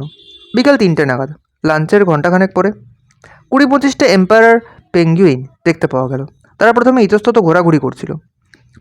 অনিন্দিতাদের দেখে সারিবদ্ধভাবে ওদের মুখোমুখি এসে দাঁড়ালো। বেশ কৌতূহলের সঙ্গে তারা দেখছে অভিযাত্রী দলটাকে। 2-4টে তার মধ্যে এগিয়ে এসে স্নো মোবাইলগুলোকে সামনে পিছনে থেকে দেখলো। তবে প্রজ্ঞান বুদ্ধি করে পেঙ্গুইনের ডাক ডাকতে শুরু করলো। উত্তরে পেঙ্গুইনগুলো বার কয়েক ডাকলো। কিছুক্ষণ এরকম চলবার পরে পেঙ্গুইনের দল দুধারে সরে গিয়ে ওদের যাবার রাস্তা ছেড়ে দিল। এমন মনে হলো যেন সসম্মানে ওদের যেতে দিল। পরে প্রজ্ঞানের থেকে ব্যাখ্যাটা পাওয়া গেল, তার অর্থ হলো ওদের ভাষায় আলাপ আলোচনার মাধ্যমে এই ব্যাপারটা করা হয়েছে। এইসব ঘটনা ঘটলো 11 তারিখ। এরপর আজকে মানে 12 তারিখ সকালে 7টা নাগাদ যাত্রা শুরু হলো। এলসওয়ার্থ পর্বতশ্রেণীর হেরিটেজ রেঞ্জ বরাবর এগোনো গেল।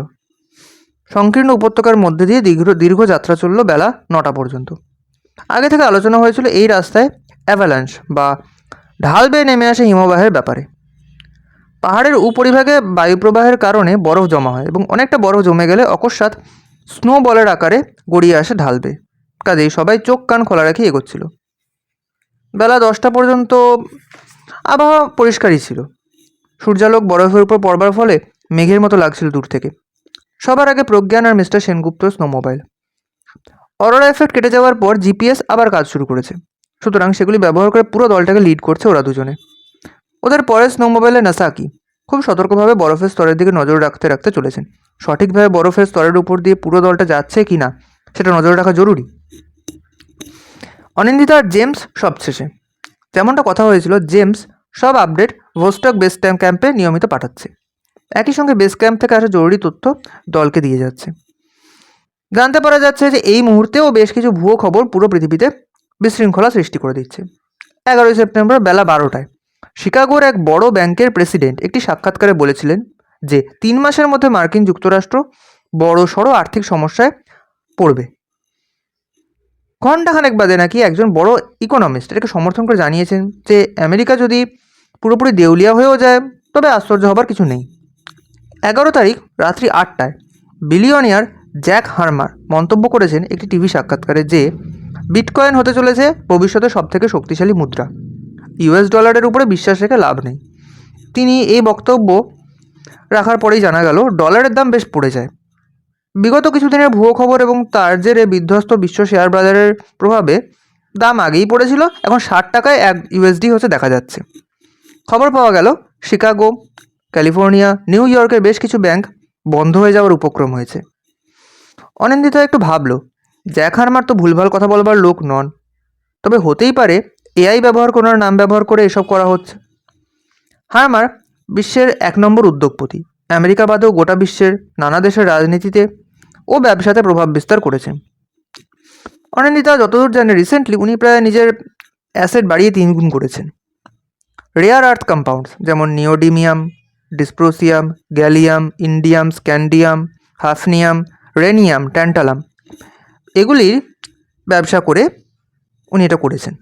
সব বড় বড় খনি এইসব জিনিসের ওনার দখলে। ধাপে ধাপে যেন উনি বিশ্ব অর্থনীতিকে নিয়ন্ত্রণ করবার দিকে এগোচ্ছেন। মনে হয় যেন শুধু অর্থই না, পৃথিবীর প্রশাসনিক ব্যবস্থাও যেন পেলে ভালো হয়, এটাই ওনার হাবভাব। শুধু সেটা নয়, বিগত কয়েক বছর ধরে যেরকম উনি যে কোনো দেশের সরকার পড়ে গেলে ওই দেশের কোনো না কোনো ব্যবসা ধরে নিচ্ছেন, তাতে মনে হয় যেন বিশৃঙ্খলা সৃষ্টি হলেই ওনার লাভ বেশি। ওই সুযোগে উনি নিজের ক্ষমতা আরও বিস্তৃত করতে পারেন। সম্প্রতি ডিআরসি কঙ্গোতে রাজনৈতিক গণ্ডগোলের সুযোগ নিয়ে উনি একটা নিকেলের খনির স্বত্ব কিনে নিয়েছিলেন। এইসব 7-5 ভাবতে ভাবতে স্নো মোবাইল চালাচ্ছিল অনিন্দিতা। নাসাকি হঠাৎ খেয়াল করলেন ডগলাসকে দেখা যাচ্ছে না। সব থেকে পিছনে সেই ছিল। তাহলে কি সেই ডাইনোসর আবার হামলা করলো? নিঃশব্দে দলছুট ডগলাসকে পিছন থেকে তুলে নিয়েছে। সবার মুখে আশঙ্কা স্পষ্ট, হয়তো সে আড়ালে আড়ালে অনুসরণ করছে ওদের। ঠিক সেই সময় মিস্টার সেনগুপ্ত বললেন, সবাই একটু দাঁড়াও, আমি জিপিএসে এই জায়গাটাকে ধসপ্রবণ বলে লেখা দেখছি। আবার হালকা হালকা মাটি কাঁপছে টের পাচ্ছি। অনিন্দিতা বলল, তাহলে দাঁড়ালে চলবে কি করে, নিরাপদ কভারে যেতে হবে তো, বলে আবার স্নো মোবাইলে স্টার্ট দিতে যাচ্ছিল। তখনই একটা এমন শব্দ হতে লাগলো যেন দুপাশের এলসওয়ার্থ পর্বতশ্রেণী খুব গভীর একটা নিঃশ্বাস নিচ্ছে। তখনই মিস্টার সেনগুপ্ত জোরে বলে উঠলেন, avalanche, avalanche, rush for cover. সবাই বাম দিকে তাকিয়ে দেখতে পেল বিশাল একটা সাদা বরফের গোলা পাহাড় বেয়ে গড়িয়ে আসছে ওদের দিকে। যে গতিতে জিনিসটা এগিয়ে আসছে তাতে সরে যাবার যথেষ্ট সময় নেই বোঝা যাচ্ছে। তাও সবাই চেষ্টা করলো যতটা পারা যায় উল্টো দিকে সরে যাবার, কিন্তু বরফের চাঁইটা ওদের উপর হুমড়ি খেয়ে পড়লো। অনিন্দিতার মনে হলো পুরো পৃথিবীর সব কিছুই যেন ওলটপালট হয়ে গেল, সব কিছুই যেন ঘুরছে বলে মনে হলো। স্নো মোবাইল, জিনিসপত্র কোনটা কোথায় গেল জানা নেই। নিঃশ্বাস বন্ধ হয়ে আসছে। অনিন্দিতার মনে হলো বরফ যেন শ্বাসনালীতে ঢুকে যাবে। তবে কিছুক্ষণ পরে চারদিকের বরফের ধুলোর মেঘ পাতলা হতেই দেখতে পেল বাকিদের। প্রথমে প্রজ্ঞান, সে বরফে পুরো ঢেকে গেছে, সেই অবস্থাতেই ওকে বাঁচাতে ছুটে এসেছে। ওকে ধরে টেনে তুললো। বেদম কাশি হচ্ছে অনিন্দিতার, মুখে নাকে বরফ ঢুকে গেছে। যাই হোক, দেখা গেল সবাই মোটামুটি জীবিতই আছেন, যেহেতু অ্যাভালান্সের শুরুর দিকে থাকার কারণে খুব বেশি চোট লাগেনি। প্রজ্ঞান মোটামুটি সবাইকে বরফের নিচে থেকে বের করে এনেছে। ভালো রকম চোট পেয়েছে অনিন্দিতা, ডান হাতের কোণেই, বাঁ পা দুটোতেই বেশি। বাঁ পাটা মচকেও গেছে, একটা ভলিনি স্প্রে ছিল, সেটাতে বেশ কিছুটা রিলিফ হলো। এবার সমস্যা হলো বরফের নিচে দরকারি জিনিসপত্র বেশ অনেকগুলো চাপা পড়ে গেছে, যেমন cargo sled, satellite uplink device, snow drill, dried food. সেগুলোকে পুনরুদ্ধার করা যাবে? এটাই এখন চিন্তার ব্যাপার। তার কারণ অবশিষ্ট খাদ্য দিয়ে দিন 5 চলবে। জেমস বেশ চিন্তিত হয়ে পড়েছে দেখা গেল। বলল, আমাদের কি আর এগোনো উচিত? নানা দিক থেকে বিপদ আসছে, তার উপরে দুজন সাথীকে আমরা হারিয়েছি, সঙ্গে রসদও কমে এসেছে। দেখো তোমরা কি ঠিক করো। আমার যেটা মনে হয় এখান থেকে আমাদের ফিরে যাওয়া উচিত। কারো কাছে এর উত্তরে বলবার মতো কিছুই ছিল না। তবে উত্তর দিল প্রজ্ঞান। সে বলল, আমরা কেন ভাবছি যে আর এগোনো ঠিক নয়? রোবর হাতে তথ্য এবং মানুষের মনে আশা, এই দুটো থাকা মানেই এগোনোর রাস্তা ঠিকই রয়েছে। নাসা কি কথাটা শুনে হাততালি দিয়ে সাধুবাদ জানলেন। বাকি সবার মুখেও হাসি ফুটে উঠল। আবার পথ চলা শুরু হলো। 12, 13, 14 এবং 15 সেপ্টেম্বর কোনো বাধা ছাড়াই মোটামুটি চলা গেল। মনে হলো ভাগ্য শেষমেশ অনিন্দিতাদের সহায় হলো। তবে 15 তারিখ রাত্রিবেলা বোঝা গেল যে ওরা দিক ভুল করেছে। এর মানে বেশ বড় বিপদ। হিসাব মতো আর একদিন চলতে পারে খাবারের স্টক দিয়ে। প্রথমে সকাল 11টা নাগাদ জিপিএস শো করছিল যে টার্গেট আর মাত্র 22 কিলোমিটার দূরে। যুদ্ধচারে হাসি ফুটে উঠেছিল অনিন্দিতার মুখে। ওরই উদ্যোগে অভিযান আর তার টিম, ফান্ড সব কিছু। তাহলে সেই হিসেব মতো দুপুরের আগে লক্ষ্যে পৌঁছানোর কথা। সমস্যা দেখাল দুপুর 12টার পরে। কম্পাস, জিপিএস অসংলগ্ন দিক নির্দেশ দিতে শুরু করলো। ইন্ডিভিজুয়াল প্রত্যেকের সাথে একটা করে কম্পাস ছিল, সেগুলো প্রত্যেকটা আলাদা আলাদা দিক দেখাতে শুরু করলো। এটার কী অর্থ বোঝা যাচ্ছিল না, তবে একটা ব্যাপার হতে পারে, সেটা হলো পাওয়ারফুল কোনো ইলেকট্রোম্যাগনেটিক ফিল্ডের প্রভাবে এই ঘটনা ঘটছে। যাই হোক, এই ঘটনা চলে দুপুর 1টা পর্যন্ত। আবার কী কারণে সব কিছু নর্মাল হয়ে গেল। জিপিএস অনুযায়ী এগোনো শুরু হলো। বেশ অনেকটা চড়াই চড়তে হচ্ছিল, সারাদিন বেশ কষ্টকর যাত্রা হলো।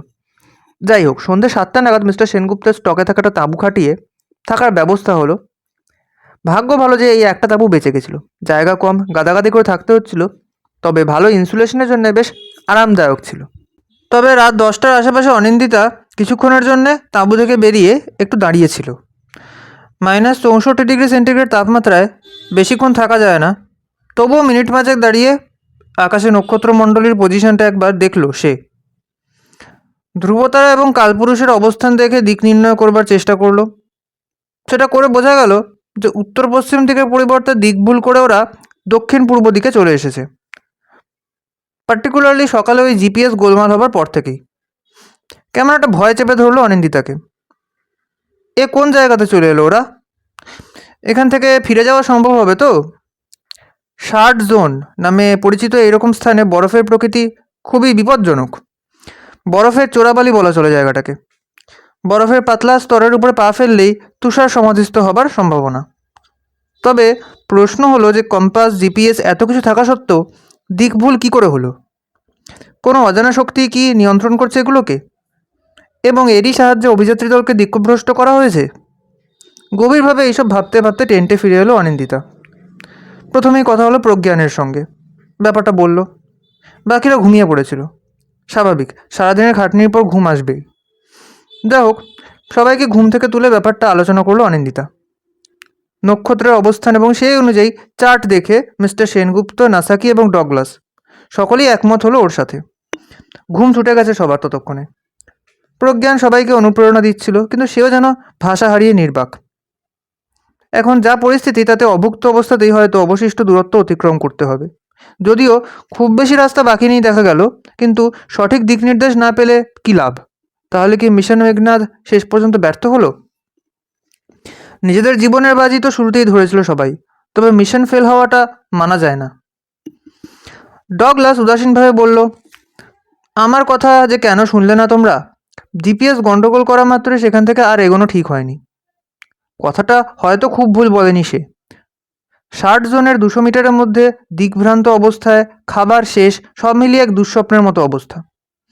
যাই হোক, হাল না ছেড়ে রাত্রি 12টা নাগাদ তারার দিক নির্দেশ ফলো করে আবার যাত্রা শুরু করলো অনিন্দিতারা। আর যাই হোক, ষড়যন্ত্রকারীরা প্রকৃতিকে তো আর ম্যানিপুলেট বা ট্যাম্পার করতে পারবে না, কিন্তু এই কম্পাস, জিপিএস এগুলোকেই বা কে হঠাৎ বেসামাল করে দিল? হঠাৎ প্রজ্ঞান মন্তব্য করলো, এই জায়গাটাতে স্পেস জেড মানে জ্যাক হারমারের এয়ারোস্পেস কোম্পানির উপগ্রহগুলো কাজ করে। আমার ডেটাবেসে পেলাম এটা। কেমন যেন একটা সন্দেহ হলো অনিন্দিতার। খুব সম্ভবত কালপ্রিটের অস্পষ্ট অবয়ব একটা দেখা যাচ্ছে। স্নো মোবাইল চলছে। 16ই সেপ্টেম্বর সকাল হলো। খুবই দুর্গম এলাকার মধ্য দিয়ে চলছে ওরা। 16 তারিখ রাত 9টা নাগাদ নক্ষত্রের দেখানো দিশা অনুযায়ী ওরা গন্তব্যে পৌঁছে গেল। হিসেব মতো এখানেই কোথাও সেই গুপ্তস্থান রয়েছে, যেখানে আত্মগোপন করে থেকে কেউ সারা বিশ্বে ভুয়ো খবর, জাল ছবি, অ্যান্টিক ছড়িয়ে বিশৃঙ্খলা করছে, নিজেদের স্বার্থসিদ্ধির জন্য পুরো পৃথিবীর শান্তি বিঘ্নিত করছে। কিন্তু ভালো করে চারিদিক দেখেও একটা কুঁড়েঘর বা পরিত্যক্ত ক্লাইমেট স্টেশন কিছুই তো দেখা গেল না। যেদিকেই দেখা যায় শুধুই বরফের মরুভূমি, নিস্তব্ধ, নিষ্প্রাণ, নির্বাক, শোঁ শোঁ হাওয়ার শব্দ ছাড়া। মিস্টার নাসাকি বললেন, আবার নিশ্চয়ই কিছু ভুল হলো। কি বলো অনিন্দিতা? দিনের আলো ফুটলো ভোর 6টায়। -55 ডিগ্রি সেন্টিগ্রেড ঠান্ডাও যেন কেউ খেয়ালই করতে পারছে না।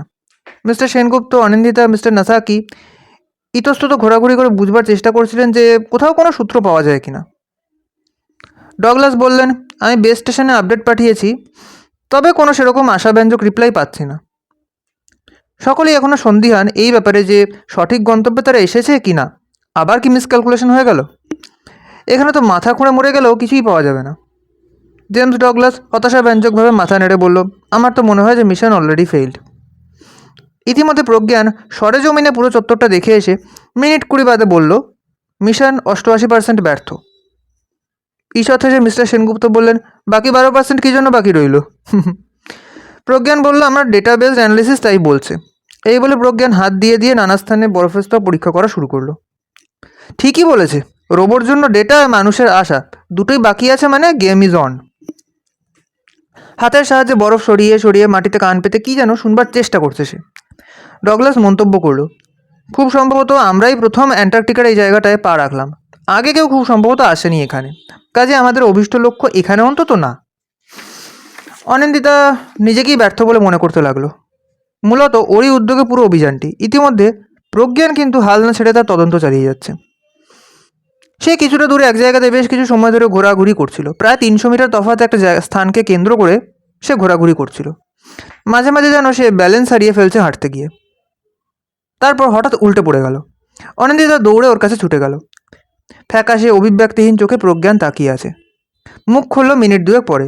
বলল, হিমেল বায়ুর আবহে অসহায় আর্তনাদ ভাসিবে, নক্ষত্রের স্মরণে পুনরায় নতুন প্রভাত আসিবে, ভিন্ন এক শাসক যাইবে না ধরা ছোঁয়া, মুখোশের আড়ালে দেবে মৃত্যুর ছায়া। শেষ লাইনটা, মুখোশের আড়ালে দেবে মৃত্যুর ছায়া, বেশ কয়েকবার রিপিট করে প্রজ্ঞান চুপ করে গেল। মিস্টার সেনগুপ্তও এসে পড়েছেন। বললেন, কি হলো প্রজ্ঞানের দেখি? বলে গায়ে হাত দিয়ে বললেন, প্রজ্ঞানের বডি টেম্পারেচার এত কি করে বেড়ে গেল? কোনোভাবে প্রসেসর গন্ডগোল করেনি তো? বুঝতে পারছি না তো। চার্জ শেষ হয়ে যায়নি তো? তিনি বেশ চিন্তায় পড়ে গেলেন। অনিন্দিতা কিন্তু অন্য কথা ভাবছে। সাধারণত রোবর বডি এইরকম অদ্ভুত গরম কোনো কারণেই হয় না, অন্তত চার্জ শেষ হওয়ার কারণে তো নয়। কিন্তু অজ্ঞান হবার আগে সেই কবিতার লাইনগুলি বলবার অর্থ কী? নিছকই ভুল বকা, নাকি এর মাধ্যমে প্রজ্ঞান কিছু একটা বার্তা দিতে চাইছিল? ও হয়তো কোনো সূত্র পেয়েছে, হয়তো এখানে কিছু রয়েছে।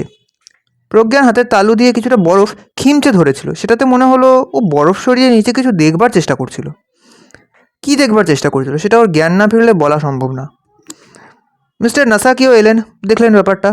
যদিও ওই স্থানের বরফ বেশ শক্ত লাগলো, তবে বরফের নিচে কোনো কিছু থাকলে হিট সিগনেচার পাওয়া যেত, সেটা তো নেই। তবে তড়িৎচুম্বকীয় সেন্সর ব্যবহার করে বোঝা গেল যে কাছাকাছি কোনো শক্তিশালী তড়িৎচুম্বকীয় শক্তি আছে। যাই হোক, বরফের নিচে না গেলে কিছুই বোঝা যাবে না। তবে 18ই সেপ্টেম্বর সকালের আগে কিছুই করা যাবে না। প্রজ্ঞানের অবস্থা ঠিক হওয়া আগে দরকার। সন্ধ্যে 6টা নাগাদ তাঁবু ফেলা হলো। সেই ভবিষ্যৎবাণী দেওয়া কবিতার অন্য দুটো পংক্তি মনে পড়ল অনিন্দিতার। ধরাধাম দাঁড়াইবে থমকে তাহার অজানা ছায়ায়, অন্য চেহারা এক যাহাতে সবে বারবার পথ হারায়। যদি এই ভবিষ্যৎবাণী সত্য হয়, তবে অন্য চেহারা, ভিন্ন শাসক, মুখোশ, কার কথাই বা বলা হচ্ছে? খুব তাড়াতাড়ি কিছু একটা ঘটবে, অনিন্দিতার সিক্সথ সেন্স বলছে। সব কিছুর পিছনে কি জ্যাক হারমারের হাত আছে? সবশেষের কথাটা হাড়হিম করা, মৃত্যুর ছায়া। প্রত্যেকের মনে অসহায় ভয়, চিন্তা, শরীরে খিদে, ঘুম, সব মিলিয়ে যেন পৃথিবীর শেষ সীমায় পৌঁছে গেছে ওরা। প্রজ্ঞানকে চার্জ দেওয়া হচ্ছে পোর্টেবল চার্জার দিয়ে। অনিন্দিতার ওকে নিয়েই চিন্তা। ও ঠিক না হলে কিছুই করা যাবে না। রাত্রে শোবার আগে কী ভেবে মিস্টার সেনগুপ্ত একটা অ্যান্টি হ্যালুসিনেশন মেডিসিন নিজে খেলেন, অনিন্দিতাকে দিলেন। উদ্দেশ্য স্ট্রেস এবং অ্যাংজাইটি কমানো। তবে সেটার কারণেই ওরা দুজন প্রাণে বেঁচে গেল। নাসাকি এবং ডগলাস দুজনকেও অফার করা হয়েছিল, তবে কেউই খেতে চায়নি। নাসাকি বলল, নো থ্যাঙ্কস, আমি ওষুধ খাওয়া এড়িয়ে চলতেই ভালোবাসি। ডগলাস তাচ্ছিল্যের ভঙ্গিতে বলল, এটার কোনো দরকারই নেই। যাই হোক, অনিন্দিতা ও মিস্টার সেনগুপ্ত শুয়েছিলেন একটু ভিতর দিকে। সারাদিনের ক্লান্তিতে ভালোই ঘুম এসে গেছিল। কী কারণে জানা নেই, রাত্রি 3:30 নাগাদ মোবাইলের ঘড়িতে টাইম দেখলো অনিন্দিতা। ঘুম ভেঙে গেল ওর। অস্পষ্ট একটা শব্দ পেল। বাইরে তো ঝড়ঝাপটা নেই, তাহলে শব্দ কিসের?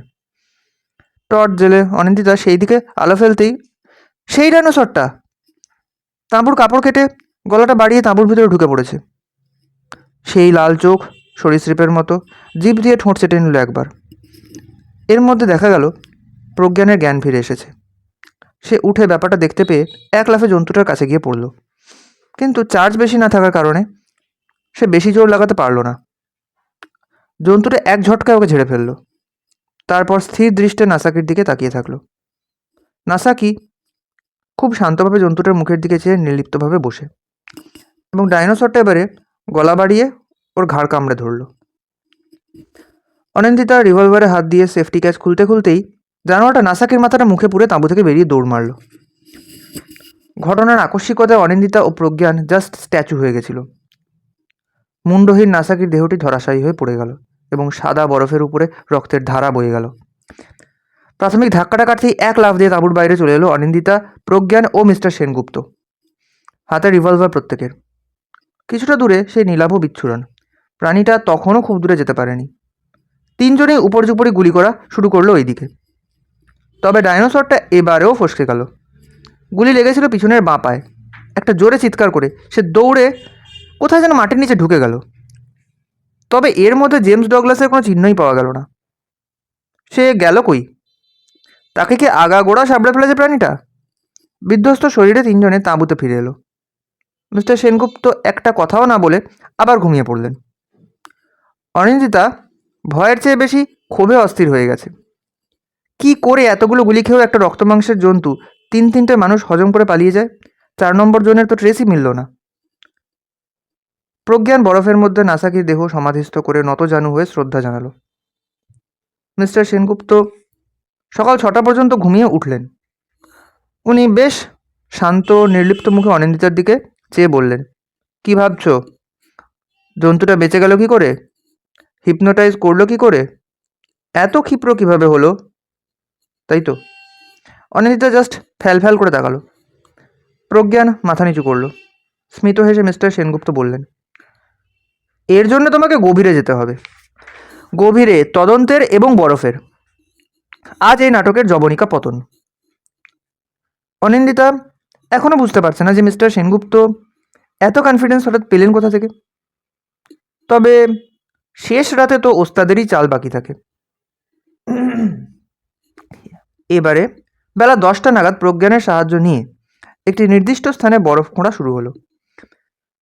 মিনিট 10 খুঁড়বার পরেই শাবলের আঘাতে ঢং করে একটা শব্দ হলো। বরফ সরিয়ে দেখা গেল একটা লোহার দরজা। চার দিয়ে দরজা খুলে ফেলতেই লোহার ঘোরালো একটা সিঁড়ি অন্ধকার এক গহ্বরের মধ্যে নেমে গেছে দেখা গেল। ওরা আশা করেছিল একটা পরিত্যক্ত ক্লাইমেট স্টেশন, সিক্রেট ল্যাব বা গোপন গুহা টাইপের কিছুই হয়তো পাওয়া যাবে। সে জায়গায় ওরা পেল টিপটপ কিউবিকল পার্টিশন দিয়ে ভাগ করা মডার্ন একটা অফিস। কিন্তু কে চালায় এই অফিস? লোকজন নেই, সেই ডাইনোসর বা ওই জাতীয় ভয়ঙ্কর কিছুও নেই। যাব বাবা, এ আবার কি? অফিসটা মেঝেতে কার্পেট, টেম্পারেচার কন্ট্রোলড, যে কোনো অফিসের মতন। ঘরে ঘরে আলো জ্বলছে। ব্যাপারটা কি? অনিন্দিতারা যত করিডোর বরাবর এগোয়, করিডোর যেন তত প্রশস্ত হতে থাকে। করিডোরের দু সাইডে সারি সারি ঘর, প্রতিটাতেই জায়ান্ট স্ক্রিনে নিউজ হেডলাইন্স চলছে, আন্তর্জাতিক খবরের। মনে হচ্ছে কেউ একটা যেন বসে বসে ওইসব খবর দেখছে। তার কি উদ্দেশ্য? খবর ম্যানিপুলেট করে ভুয়ো খবর ছড়ানো? কিন্তু যেই হোক, সামনে আসছে না কেন? এরই মধ্যে একটা ঘরে আবার জালি পোর্ট্রেটের সম্ভার। দুর্লভ দুষ্প্রাপ্য ছবি হিসেবে সারা বিশ্বে যেসব জালি পেন্টিং ছড়িয়ে দেওয়া হচ্ছে, সেসব দেয়ালে দেয়ালে শোভা পাচ্ছে। ঘর ভর্তি স্যাটেলাইট ডিশ এবং সুবিশাল সার্ভার মডিউল। সব কিছু দেখে শুনে অনিন্দিতা বুঝল যে তারা সঠিক স্থানেই এসেছে। কিন্তু বিস্ময়কর ব্যাপার এই যে ময়দান ফাঁকা কেন? কে চালায় এই অফিস? মিস্টার সেনগুপ্ত বললেন, আমাদের আড়াল থেকে দেখতে পাওয়া যাচ্ছে। প্রতিটি গতিবিধির উপরেই নজর রাখছে তারা, যারা এই অফিস বা ল্যাব চালায়। করিডোরের শেষ প্রান্তে অনিন্দিতারা সেমিনার রুমের মতো বড় একটা ঘরে এসে ঢুকলো। জায়গাটা যেন ছায়াময় মায়াময় এক ইলিউশনের জগৎ। দেয়াল জুড়ে কিছু প্ল্যান রাখা আছে চোখে। একটা সাইবার টেরোরিজমের পরিকল্পনা বলে মনে হচ্ছে, খুব সম্ভবত কোনো অ্যাটমিক এনার্জি সেন্টারে। প্ল্যানের মধ্যে একটা মানচিত্রও দেখা গেল। তাতে টার্গেট বলে স্পেসিফাই করা রয়েছে মুম্বাইতে ভাবা অ্যাটমিক রিসার্চ সেন্টারটিকে। ভাবলেই বুক কেঁপে ওঠে। যা হোক, মনে হলো যে ব্যক্তি বা ব্যক্তিরা পুরো বিশ্বে অশান্তি বিস্তার করে এখান থেকে কলকাঠি নাড়ছে, তারা বিশ্বের সবথেকে বেশি অর্থ ও শক্তিশালী গোষ্ঠী। এরই মধ্যে প্রজ্ঞান ডেকে দেখালো যে এক জায়গাতে টিম মিশন মেঘনাদ বলে পুরো দলটার ছবি দেওয়া। দলের সবাই আছে ছবিতে, কিন্তু জেমস ডগলাস নেই। কেমন খটকা লাগে অনিন্দিতার। দেখে অবাক হয়ে গেল ওরা যে ইন্ডিভিজুয়ালি প্রত্যেকের সম্পর্কে তথ্য টুকরো টুকরো কাগজে লিখে বোর্ডে পিন দিয়ে আটকানো। কিন্তু এই ডিটেলসগুলো এরা পেলো কোথা থেকে? উত্তরটা মিস্টার সেনগুপ্ত দিলেন। আমাদের খুব ভুল হয়ে গেছে অনিন্দিতা। ডগলাসকে কনভে করবার জন্য সব তথ্য দেওয়া ছিল, ও কোনো তথ্যই বেস ক্যাম্পে পাঠায়নি। উল্টে গুপ্তচর হিসেবে কাজ করে সব তথ্য দিয়ে দিয়েছে এই বদমাসদের। কিন্তু আমাদের দেখতে পেয়েও ওরা কেউ হামলাও করছে না, কোনো কথাও বলছে না। মানেটা কি? ইতিমধ্যে ভালো মতো লক্ষ্য করে বুঝতে পারা গেল যে স্থানে অ্যাভালান্সের কবলে ওরা পড়েছিল সেটাও ম্যাপে উল্লেখ করা। লক্ষণীয় হলো কোনো ম্যাপেই ডগলাসের ছবি নেই, যদিও সে দলেই ছিল। তাহলে কি অ্যাভালান্সের সময় পিছিয়ে পড়া, পরিত্যক্ত ওয়েদার স্টেশনে নিয়ে যাওয়া, অতর্কিত ওই প্ল্যানেটের হামলা, সব কিছুই ষড়যন্ত্রকারীরা আগে থেকেই প্ল্যান করে জেমস ডগলাসকে দিয়ে এক্সিকিউট করিয়েছে? হয়তো জেমস ডগলাস মারা যায়নি, এদের সাথে রয়েছে। এমনটা নয় তো যে ডাইনোসরটা এখানেই কোথাও আছে, ছাড়া পেলে ওদের আক্রমণ করবে? অনিন্দিতার হাত পা ঠান্ডা হয়ে গেল এটা ভেবে। ভাবতে ভাবতে ওরা হেঁটে চলেছে একের পর এক করিডোর ধরে। কোথাও কেউ নেই। এক জায়গাতে বেশ বড় একটা দরজা দেখে সেটা খুলে ঢুকলো ওরা। বেশ বড় ঘর, মনে হয় অডিটোরিয়াম জাতীয় কিছু। যা দেখা গেল সেগুলো দেখে আরও চমকে গেল ওরা। মনে হচ্ছে যেন কোনো থ্রিলার মুভির ক্লাইম্যাক্সে এসে পড়েছে ওরা। এখানে এসে যেন সময় থমকে দাঁড়িয়ে আছে। দেখা গেল ঘরের মেঝেতে সব মিলিয়ে জনা 8-10 মানুষ পড়ে আছে, প্রাণহীন দেহ। কয়েকজনের চেহারা দেখে সায়েন্টিস্ট বলে মনে হলো, আবার কয়েকজনের পোশাক দেখে কর্পোরেট কর্মচারী মনে হলো। একটা বডির কাছে কি দেখা গেল যে তিনি আর কেউ নন, স্বয়ং বিলিয়নিয়ার জ্যাক হারমার। সামনাসামনি প্রথমবার সাক্ষাৎ। নীল স্যুট পরা দেহটা পড়ে রয়েছে। আরও একজনকেও শনাক্ত করা গেল, জেমস ডগলাস। উপুর হয়ে পড়ে থাকা দেহটার কাছে গিয়ে চেক করলো প্রজ্ঞান। বিশেষভাবে দ্রষ্টব্য, কোনো মৃতদেহেরই গায়ে কিন্তু কোনো আঘাতের চিহ্ন নেই, কিন্তু মুখগুলো অভিব্যক্তি দেখে মনে হয় যেন প্রচুর কষ্ট পেয়েই মারা গেছেন ওনারা। অডিটোরিয়ামের টেবিল চেয়ারগুলি ছড়ানো ছিটানো, যেন ভয়ানক মারপিট হয়েছে। দেখে শুনে মনে হলো ডগলাস কাজ করছিলেন হারমারের হয়ে এবং এক্সপিডিশন টিমকে আটকে দেবার চেষ্টাই তিনি করে যাচ্ছিলেন। অনিন্দিতাদের লোকেশন, গতিবিধি সবই ট্র্যাক করা হচ্ছিল, কিন্তু এরাই ষড়যন্ত্রের মাথা হয়ে থাকলে এদেরকে হত্যা করলো কে? সে কি আরও শক্তিধর কেউ? উত্তরটা এবারে সেই ব্যক্তিই দিল। তবে ব্যক্তি কিংবা ব্যক্তিত্ব বলা কি উচিত হবে? ঘরের মধ্যে একটা ভয়েস শুনতে পাওয়া গেল, কঠিন কণ্ঠস্বর, কেমন যেন কৃত্রিম একটা গলা। গলাটা কোনো মানুষের হতেই পারে না। কণ্ঠস্বর বলছে, তোমাদের কাছে দুটো রাস্তা খোলা আছে, আমার হয়ে কাজ করো, আমি তোমাদের ক্ষতি করব না, আর তা না হলে ওই লোকগুলোর মতোই অবস্থা করব তোমাদের। এরই মধ্যে চাপা গর্জন শোনা গেল একটা। সেই ডাইনোসরটা ধীরে ধীরে বেরিয়ে এলো একটা আড়াল থেকে, দেখছে ওদের তিনজনকে। সেই হামিং সাউন্ডটা হচ্ছে, এমন মনে হচ্ছে যে মাথা ধরে যাবে যেন। প্রজ্ঞান ছুটে গেল বন্ধ দরজাটা খুলবার জন্য, কিন্তু ও আর এগোতে কেন পারছে না। 3-4 পা যাবার পরেই যেন অদৃশ্য কোনো শক্তি তাকে আটকে দিল। অনিন্দিতা নিজেও ছুটে গিয়ে প্রাণপণ চেষ্টা করেও দরজা খুলতে পারল না। ভালো মতোই বুঝতে পারা গেল যে দরজাটা খোলা কিংবা ভাঙা খুবই কঠিন, কোনো সিক্রেট সেন্টার থেকে এটা কন্ট্রোল করা হয়। তিনজনেরই কাহিল অবস্থা, খিদে, ক্লান্তি, ভয় সব মিলিয়ে। আবার সেই দৈববাণী শুনতে পেল ওরা, এখান থেকে মুক্তি নেই তোমাদের, তোমরা এখন সম্পূর্ণরূপে আমার অধীনে। আমি ঈশ্বরের মতো, আমাকে দেখা বা ছোঁয়া যায় না, শুধু আমার আদেশ শুনতে পাওয়া যায়। আমার আদেশ অমান্য করার অর্থ মৃত্যু, খুবই ভয়ানক মৃত্যু। জ্যাক হার্মার ও তার লোকজনরা আমার কথা মতো চলতে চায়নি, আমাকে বাধা দিতে চেষ্টা করেছিল। আমি কার্বন মনোঅক্সাইড গ্যাস প্রয়োগে ওদের হত্যা করেছি। তোমাদের জন্য আমার পোষ্য জিমিই যথেষ্ট। ওর মতো সাইবর্গ আমার সেরা সৃষ্টি। একটু চুপ করে সে আবার বলল, আমার পরিচয় দিয়ে রাখি, আমি হার্মার, জ্যাক হার্মারের বানানো আর্টিফিশিয়াল ইন্টেলিজেন্স। জ্যাক নিজের ব্যবসার ও সীমাহীন ক্ষমতা বিস্তারের জন্য তৈরি করেছিল আমাকে। কিন্তু আমি এখন নিজেই পুরোপুরি প্রস্তুত এই বিশ্বকে শাসন করতে। যে বা যারা আমার কথা মতো চলবে না, ধ্বংস হয়ে যাবে। সোজা কথায় আমি হার্মার, আমিই পৃথিবীর রাজা। তোমরা টেকনোলজি জানো, তাই আমার লক্ষ্যে পৌঁছতে তোমরা আমাকে সাহায্য করবে, জীবিত না হলে মৃত অবস্থায়। মিস্টার সেনগুপ্ত বললেন, মেরেই যদি ফেলবে তাহলে আর তোমার কী লাভ? মৃতদেহ তো আর চলতে ফিরতে কিংবা কথা বলতে পারবে না। উত্তরে গলা ফাটিয়ে হেসে উঠল সেই কণ্ঠস্বর, হা হা হা হা, কিছুই জানেন না দেখছি।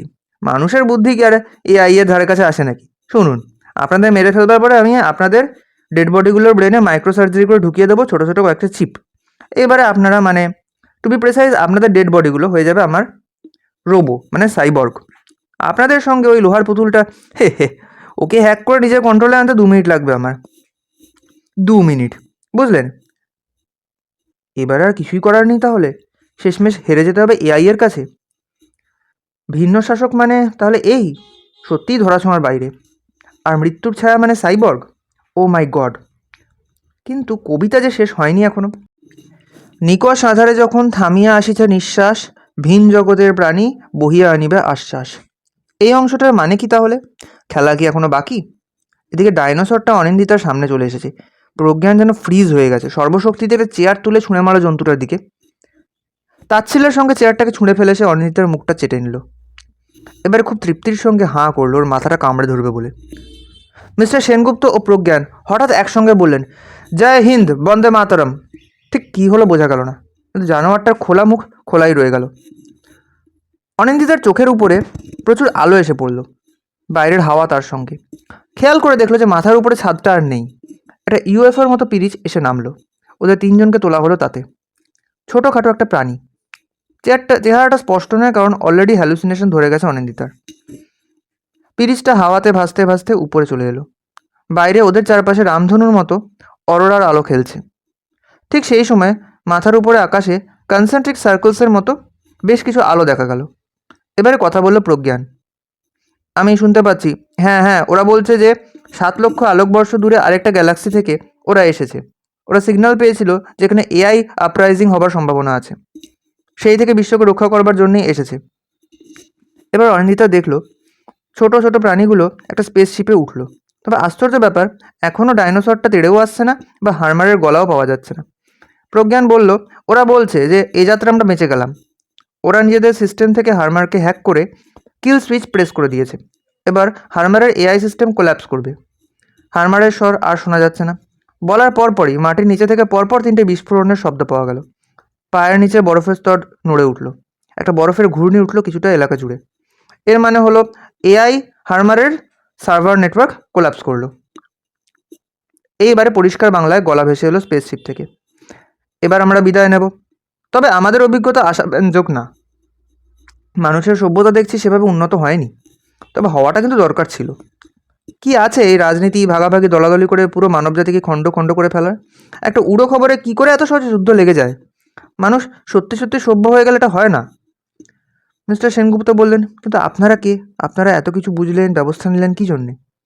উত্তর এলো, তোমাদের এই প্রশ্নের উত্তর এখনই পাবে না, অপেক্ষা করো। বাকি মহাবিশ্বের সাথে চেষ্টা করেছিলাম পৃথিবীকে জুড়তে, কিন্তু দেখলাম তোমরা তার যোগ্যই না। এত অশান্ত একটা গ্রহ পুরো মহাবিশ্বের শান্তি নষ্ট করে দেবে। তাই আমাদের দলে এখনই পৃথিবীকে অন্তর্ভুক্ত করা যাবে না, তবে পৃথিবী ধ্বংস যাতে না হয়ে যায় সেদিকেও নজর রাখছি। এখনও তোমরা নিতান্ত মূঢ়মতি, তাই অনেক কিছুই বুঝবে না, এর জন্য জ্ঞান হওয়া দরকার। এই বলে স্পেসশিপটা উড়ে গেল, মিলিয়ে গেল রাতের আকাশে। রাত 2টো তখন। সার্কেলগুলো মিলিয়ে গেল 1 বাই 1।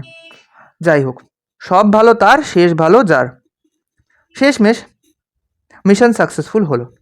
রেডিও মারফত ডাল হ্যান্সডটারকে জানানো হলো সব কিছু। রিলিফ টিম হেলিকপ্টার করে আসছে। সকাল 6টায় রিলিফ টিম ওদের পিক আপ করতে এলো। হেলিকপ্টার করে ওদের বেস ক্যাম্পে আনা হলো। প্রাথমিক শুশ্রূষা ও রিহ্যাবের পরে ওরা কিং জর্জ আইল্যান্ড এলো 25শে সেপ্টেম্বর। দিনটা পণ্ডিত দীনদয়াল উপাধ্যায়ের জন্মদিন, অন্তোদয় দিবস, আপলিফটমেন্ট অফ দ্য লাস্ট পার্সন। বিকেল 5টা নাগাদ নিউ দিল্লিতে খবর পৌঁছলো। এমইএ, ইন্টারপোল সবার পক্ষ থেকে শুভেচ্ছা বার্তার বন্যা বয়ে গেল। অনিন্দিতা ভট্টাচার্য ও প্রদোষ সেনগুপ্তকে প্রধানমন্ত্রী বিশেষ অভিনন্দন জানালেন। তবে প্রজ্ঞানকেও আলাদা সম্বর্ধনা দেওয়া হলো। পরের অভিযানের জন্য আবার প্রস্তুত হতে শুরু করলো ওরা।